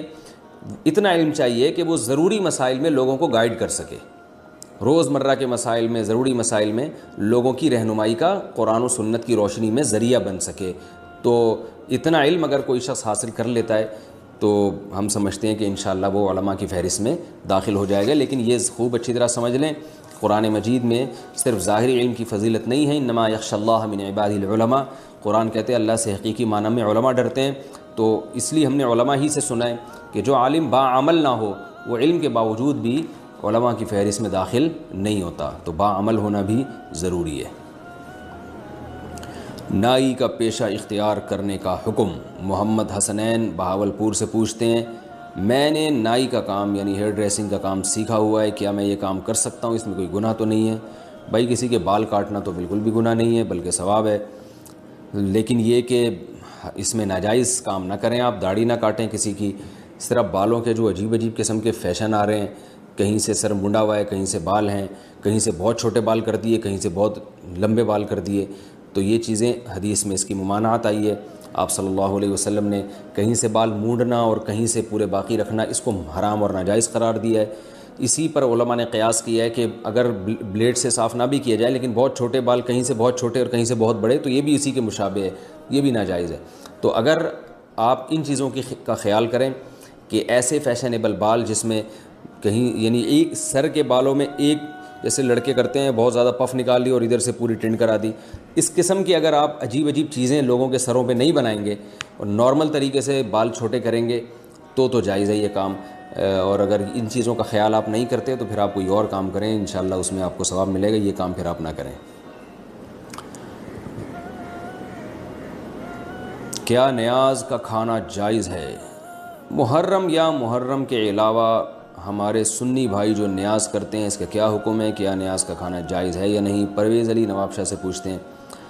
بھائی یہ جو نیاز وغیرہ کے کھانے ہیں یہ تو رسول اللہ صلی اللہ علیہ وسلم اور صحابہ کرام سے ثابت نہیں ہے. قرآن مجید نے جو ہمیں حکم دیا ہے وَيُطْعِمُونَ الطَّعَامَ عَلَىٰ حُبِّهِ مِسْكِينًا وَيَتِيمًا وَأَسِيرًا، سورہ دہر میں کہ ہمارے جو نیک بنتے ہیں، نیک بندے وہ مسکینوں کو، غریبوں کو اور قیدیوں کو ہماری محبت میں کھانا کھلاتے ہیں. تو اس میں اللہ نے کوئی دن متعین نہیں کیا کہ 11 تاریخ کو ہو، فلانی تاریخ کو. پورے سال آپ جب چاہیں کسی بھی غریب کو کھانا کھلائیں، لوگوں کا خیال کریں، اللہ اس سے راضی ہوگا. وہ یہی صدقہ ہے جو اسلام میں ہے. اس کے علاوہ کوئی اور ٹیکنیکل قسم کے جو کھانے ہیں، ٹھیک ہے بعض لوگوں کے پاس اس کے دلائل ہوں گے لیکن ہمارے علم میں وہ دلائل ہمیں سمجھ میں نہیں آتے. علماء کی ایک بہت بڑی جماعت کو وہ دلائل سمجھ میں نہیں آتے. رسول اللہ صلی اللہ علیہ وسلم نے ارشاد فرمایا من احدث فی امرنا ھذا ما لیس منہ فہو رد. ہمارے دین میں کوئی ایسی چیز ایجاد کرے جو ہمارے دین میں سے نہیں تھی تو وہ رد ہے، وہ مردود ہے. ایک روایت میں مردود کا لفظ بھی آیا، اس کو چھوڑ دو. تو جس طرح صحابہ کرام غربا اور مساکین کا خیال کیا کرتے تھے اسی طرح آپ بھی کر لیا کریں. الگ سے کوئی اسپیسیفک نام دے کر اور تاریخیں متعین کر کے اس طرح کے کھانوں کا انتظام نہ کریں، اور کوئی اگر کرتا ہے تو آپ اس میں شرکت نہ کریں، وہ کھانا نہ کھائیں آپ۔ موبائل فون پر تلاوت کا حکم۔ اویس صاحب ممبئی سے پوچھتے ہیں کیا موبائل فون میں تلاوت کے لیے وضو کرنا ضروری ہے؟ کیا بغیر وضو کے موبائل فون پر تلاوت کر سکتے ہیں اور قرآن کو چھو سکتے ہیں یا نہیں؟ جی ہاں، موبائل فون پر قرآن کو چھو بھی سکتے ہیں، بغیر وضو کے تلاوت بھی کر سکتے ہیں۔ البتہ بعض علماء کی رائے یہ ہے کہ موبائل کے ڈسپلے پر جب قرآن ہوگا تو اس کو بغیر وضو نہیں چھو سکتے، اس پیج کو خاص طور پر، تو اگر کوئی احتیاط کر لے تو زیادہ بہتر ہے کہ، لیکن ہماری رائے کے مطابق، ہماری تحقیق کے مطابق، اگر ڈسپلے پہ قرآن کا صفحہ کھلا ہوا ہے تو آپ اس پہ بغیر وضو ہاتھ لگا سکتے ہیں، احتیاط بہرحال بہتر ہے۔ ویسے بھی اس کو ڈسپلے پہ ہاتھ لگانے کی ضرورت پڑتی نہیں ہے، آپ موبائل کی اسکرین پہ قرآن کھول کے، موبائل ہاتھ میں پکڑ کے اسکرین پہ ہاتھ ٹچ کیے بغیر بھی آپ اس کی تلاوت کر سکتے ہیں، لیکن بہرحال کوئی ٹچ کرنا چاہے ہاتھ تو ہمارے رائے میں اس کے لیے گنجائش ہے۔ کیا نکاح اور ولیمہ، کیا ایک ہی دن میں نکاح اور ولیمہ ہو سکتے ہیں؟ حافظ عبد الرحمن انڈیا سے پوچھتے ہیں۔ بھائی ایک ہی دن میں نکاح اور ولیمہ ہو سکتا ہے، لیکن ولیمہ سنت ہے رخصتی کے بعد۔ دلہن کو پہلے پارسل کر لیں، اپنے گھر لے جائیں، دلہن شوہر کے گھر آ جائے، شوہر کے کمرے میں آ جائے، اس کے بعد آپ پتلی گلی سے باہر بے شک نکل جائیں اور ولیمہ کر لیں۔ دلہن کے میاں صاحب کے گھر آئے بغیر، ان کے کمرے میں انٹری کے بغیر ولیمہ کرنا یہ سنت سے ثابت نہیں ہے، اس کو ولیمہ نہیں کہیں گے، تو اس لیے رخصتی کے بعد ہوتا ہے ولیمہ، رخصتی سے پہلے ولیمہ نہیں ہوتا۔ تو جس دن نکاح ہوا اسی ٹائم رخصتی ہو جائے تو اسی وقت نکاح کر لیں، اگلے دن ولیمہ کر لیں، اگلے دن رخصتی ہو رہی ہے تو اگلے دن ولیمہ کر لیں۔ اللہ اور اس کے رسول کے حوالے کہنے کا حکم۔ کیا کسی کو رخصت کرتے ہوئے یہ کہنا صحیح ہے اللہ اس کے رسول کے حوالے، یعنی میں تمہیں اللہ اس کے رسول کے حوالے کر رہا ہوں؟ یہ فیصل شہزاد صاحب اٹک سے پوچھتے ہیں۔ بھائی ایسا کہنا ٹھیک نہیں ہے، اللہ کے حوالے کیا جائے گا، رسول صلی اللہ علیہ وسلم کے حوالے یہ کہنا کہ میں تمہیں رسول کے حوالے کر رہا ہوں، اس میں شرک کی بو ہے، یعنی گویا آپ کا یہ نظریہ ہے کہ رسول اللہ صلی اللہ علیہ وسلم اپنی قبر اطہر میں بیٹھ کر، یعنی اپنی قبر اطہر میں ہو کر آپ صلی اللہ علیہ وسلم تمہاری گویا حفاظت کریں گے، تو یہ غلط ہے ایسا نظریہ رکھنا، اس لیے صرف یہ کہا کریں کہ میں تمہیں اللہ کے حوالے کر رہا ہوں۔ اور ویسے بھی آپ دیکھیں ہمیشہ سے مسلمانوں میں رہا ہے فی امان اللہ کہتے ہیں نا جاتے ہیں، فی امان اللہ، تمہیں اللہ کی امان میں دے رہا ہوں میں، تو فی امان اللہ ہی و رسول ہی کہنے کا تو ہم نے کہیں اس کا رواج نہیں ملتا۔ قبر کے کتبے پر کلمہ لکھنا۔ الیاس صاحب گوجرانوالے سے پوچھتے ہیں کیا قبر کے اوپر سلیب پر کلمہ لکھنا جائز ہے یا نہیں؟ جائز نہیں ہے، نہا رسول اللہ صلی اللہ علیہ وسلم نے کتابت القبور، آپ صلی اللہ علیہ وسلم نے قبروں پر لکھنے سے منع کیا ہے، کچھ بھی لکھنے سے منع کیا ہے۔ اور حضرت عثمان بن مظعون رضی اللہ عنہ والی روایت سے ہمیں پتہ چلتا ہے کہ نام لکھنے کی گنجائش ہے، وہ بھی افضل نہیں ہے لیکن گنجائش ہے، اگر کوئی صرف میت کا نام لکھنا چاہے، نہ لکھے تو وہ بھی بہتر ہے۔ تو کلمہ لکھنا تو اس لیے بھی ناجائز ہے کہ کچھ نام کے علاوہ، یعنی نشانی کے علاوہ کچھ لکھنا تو نبی نے صراحتاً منع کیا، اور کلمہ اس لیے بھی کہ اس کی بے ادبی ہوتی ہے۔ قبرستان میں آپ نے دیکھا ہوگا کتے بھی گزر رہے ہیں اور لوگ بھی بعض دفعہ قبریں پھلانگ کے جا رہے ہیں، تو یقیناً اس میں کلمے کی بے حرمتی بھی ہے، اس لیے بھی جائز نہیں ہے۔ گانے بجانے والی شادی میں کھانا کھانا۔ علی شاہ کراچی سے پوچھتے ہیں جس شادی بیاہ میں گانے چلائے جاتے ہوں کیا وہاں کھانا کھانا جائز ہے؟ جبکہ آج کل ہر شادی بیاہ کا یہی حال ہے۔ ایسی مجلس جو گناہ کی محفل ہو اس میں بیٹھنا جائز نہیں ہے۔ اگر آپ بارات شادی میں گئے، بارات کا تو کھانا ویسے بھی ٹھیک نہیں ہے، اگر آپ کہیں ولیمے میں گئے اور گانے بجانے چل رہے ہیں اسی محفل میں تو آپ کو چاہیے پتلی گلی سے آپ نکل لیں، کھانا اپنے پیسوں سے کھا لیں۔ بارات کے کھانے کا حکم۔ میں نے سنا ہے کہ لڑکی کی شادی میں کھانا کھانا اور کھانا کھلانا دونوں حرام ہیں، کیا یہ بات درست ہے؟ حرام کا لفظ تو ذرا گاڑا لفظ استعمال کر لیا آپ نے۔ یہ ضرور ہے کہ بارات کی جو رسم ہے غیر شرعی ہے، اس پر میرا ایک پورا بیان ہے، آپ یوٹیوب پہ سرچ کر سکتے ہیں، بارات کا کھانا مفتی طارق مسعود، ایسے لکھ کے سرچ کریں گے پورا ایک تفصیلی بیان آئے گا کہ بارات کا کھانا کیوں غلط ہے اور کن صورتوں میں اس کی گنجائش ہے۔ بعض دفعہ لڑکی والے بارات نہیں کھلاتے تو رشتہ ہی ٹوٹنے کا خطرہ ہوتا ہے کہ لڑکے والے رشتہ توڑ دیتے ہیں، تو جب رشوت مجبوری میں اپنے حق کے وصولی کے لیے دینا جائز ہے تو ایسی مجبوری میں بارات کا کھانا کھلانا بھی جائز ہوگا، یہ سوچ کے کہ یہ ایک رشوت ہے جو ان کمبختوں کو جو لڑکے والے ہیں نا کم بخت بھوکے، جن کو زندگی میں کبھی کھانے کو نہیں ملا، ان کم بختوں کو خوش کرنے کے لیے آپ بارات کا کھانا کھلا رہے ہیں تاکہ یہ کم بخت رشتہ نہ توڑیں. لیکن یاد رکھو بارات کا کھانا یہ غیر شرعی رسم ہے. اسلام نے ہمیں بتا دیا ہے کہ نکاح کے موقع پر خرچہ صرف اور صرف مرد کا ہوگا، کہیں بھی عورت کا خرچہ نہیں ہوگا کسی بھی عنوان سے. نکاح میں مہر ہے وہ مرد کے ذمہ لازم ہے، نان نفقہ ہے وہ مرد کے ذمہ لازم ہے، نکاح کے موقع پر چھوارے تقسیم کرنا یہ افضل ہے، یہ مرد کے ذمہ ہے. اور اسی طرح نکاح کے بعد جو ہے وہ ولیمہ کی سنت ہے وہ مرد کے ذمہ ہے. تو جتنے بھی نکاح کے موقع پہ خرچے شریعت نے ڈالیں مرد پہ ڈالیں، لڑکی یا لڑکی کے باپ پہ کوئی خرچہ نہیں. آج بھی آپ دیکھ لیں عرب کے تیل کے کنویں ہوتے ہیں، بڑے بڑے کروڑ پتی ہوتے ہیں، مگر بیٹی کی شادی پہ ایک چائے کی پیالی کا بھی خرچہ نہیں ہوتا. تو یہ ہمارے معاشرے میں جو ہندو لوگ ہیں ان سے ہمارے معاشرے میں آئی ہے بات. ہندو بھی بیان سنتے ہیں تو بھائی آپ کو معذرت، ایسی باتیں میں کر رہا ہوں. لیکن بہرحال کیونکہ ہندوؤں کا ایک کلچر رہا ہے تو ہم بہت عرصہ ہندوؤں کے ساتھ رہے ہیں تو کچھ چیزیں ہمارے اندر ہندوؤں میں آئی، ہندوؤں سے ٹرانسفر ہوئی ہیں مسلمانوں میں. تو یہ بارات کا کھانا اور یہ جہیز وہیز بھی وہیں سے آیا ہے، ورنہ اسلام میں نہ جہیز ہے نہ بارات ہے. اور ہمیں صحابہ اور آج بھی عرب میں بھی نہیں ملتا جہیز ہمیں، اور نہ بارات ملتی ہے. تو ہندوؤں میں یہ جہیز ہے اور بارات ہے، وہ ان کی پاس کوئی لاجک ہوگی اس کی، لیکن وہ اپنے مذہب پہ عمل کریں یا اپنی رسومات پہ عمل کریں. اب تو ان میں بھی بہت سے لوگ اس کے مخالفین پیدا ہو گئے ہیں جو جہیز کی مخالفت کر رہے ہیں. تو اسلام میں کوئی بھی خرچہ عورت پر نہیں ہے کہ وہ لڑکی ہے اس کے باپ پر نہیں ہے. تو سارے خرچے مرد کے ذمہ اللہ نے لگائے ہیں. تو یہ جو بارات کی رسم ہے یہ بھی غیر شرعی ہے. لوگ کہتے ہیں اتنے بارات آئے گی تو اس کو کھانا کھلائے بغیر بھیج دیں، وہ تو بھوکے چلے جائیں گے. تو بات یہ کہ اتنی بارات آئے گی کیوں، یعنی بلائیں گے کیوں آپ اتنے لوگوں کو؟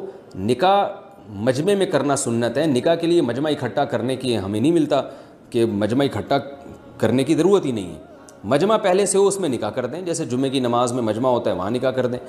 تو یا ویسے ہی عام نمازوں میں لوگوں کا مجمع ہوتا ہے تو مسجد میں وہاں نکاح کر لیں آپ. تو جو لڑکی کے قریبی رشتہ دار ہیں، جو ابا چاچا ماموں وغیرہ جو بہت ہی قریبی ہیں، یا اس کی بہنیں وغیرہ، وہ آ جائیں اس میں شرکت کریں اور کھجور کھا کے چھوارے کھا کے پتلی گلی سے نکل جائیں. وہ وہاں دھرنا مار کے بیٹھنے کی ضرورت نہیں ہے.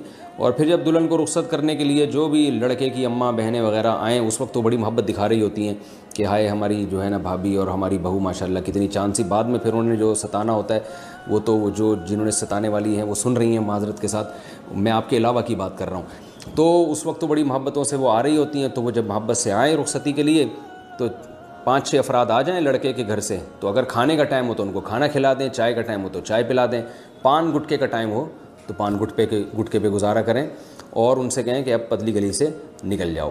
تو یہ جو W11 بھر بھر کے باراتوں کی جا رہی ہے نا، یہ خود غیر شرعی رسم ہے. تو دلہن کو اٹھانے کے لیے اتنی 4-4 5-5 بسوں کے آنے کی ضرورت نہیں ہے. ہاں پھر جتنے بھی لڑکی والے ہیں وہ کہہ دیں کہ بھئی اپنے تمام رشتہ داروں کو کہ بھئی آج تو کھانا نہیں ہے، ہم تو 4-5 گھر افراد جا رہے ہیں دلہن کو اٹھانے کے لیے، یعنی اٹھانے کا مطلب یہ ہے کہ دلہن کو جو ہے لانے کے لیے. تو کھانا جو ہے وہ کل دولہا کے گھر پر ہوگا انشاءاللہ. یعنی لڑکی والے پوچھتے ہیں نا کہ کھانا کہاں گیا، وہ بارات کہاں ہے، تو آپ کہیں کہ وہ سب کل پہنچ جائیں وہاں ڈائریکٹ دولہا کے گھر، کیونکہ اس کو اللہ نے ایک نعمت دی ہے، دلہن یہاں سے وہاں جا رہی ہے، ان کے گھر میں ایک فرد کا اضافہ ہو رہا ہے. تو اسلام میں تو گھر میں فرد کا اضافہ ہو اس کو پسندیدہ سمجھا گیا ہے. تو اس خوشی میں کل ہمارا جو داماد ہے یا جو دولہا بھائی ہیں وہ انشاءاللہ سب کو کھانا کھلائیں گے. تو جو بھی پوچھے نا کہ کھانا کھائیں تو بولے کل پہنچ جاؤ، ان کو ایڈریس دے دیں اور پورا گوگل میپ پہ ان کو ایڈریس سمجھا دیں اچھی طریقے سے. تو یہ شریعت کے مزاج کے مطابق ہے. یہ جو باراتوں کے کھانے ہم نے لیے ہیں غیر مسلموں سے اور اس کی وجہ سے لڑکی والوں کو بے پناہ نقصان ہو رہا ہے، تو خدا را اس رسم کو ختم کرنے کی کوشش کریں. میرے سامنے ایسے کئی واقعات ہیں. بوڑھا باپ آیا کہ میری 6 بیٹیاں ہیں اور جہیز تو کہہ رہے میں نے کر لیا، ایک بیٹی پہ میں اگر بارات کھلاتا ہوں. اچھا میں نے خود یعنی میں اس بزرگ کو جانتا تھا، تو انہوں نے کہا کہ میں نے گھر پہ فور سیل کا نوٹس لگا دیا ہے، یعنی گھر بیچنے پر آ گیا ہے وہ. تو کیا ضلالت ہے، کیا گمراہی ہے یہ کہ لوگ اپنی پراپرٹیاں بیچ کے بیٹیوں کی شادیاں کر رہے ہیں. ہم نبی صلی اللہ علیہ وسلم کی سیرت دیکھتے ہیں تو ایک دھیلا بھی خرچ نہیں ہوتا تھا. یہ جو حضرت فاطمہ کا جہیز تھا یہ حضرت علی سے پیسے لیے گئے تھے اور کچھ چیزیں آپ صلی اللہ علیہ وسلم نے ان کو بنا کے دے دی. اور اگر کسی کا داماد مسکین ہو، غریب ہو، حضرت علی رضی اللہ تعالیٰ عنہ کے پاس تو پیسے ہی نہیں تھے، تو اگر بالفرض نبی صلی اللہ علیہ وسلم نے، ہم یہ فرض کر لیتے ہیں کہ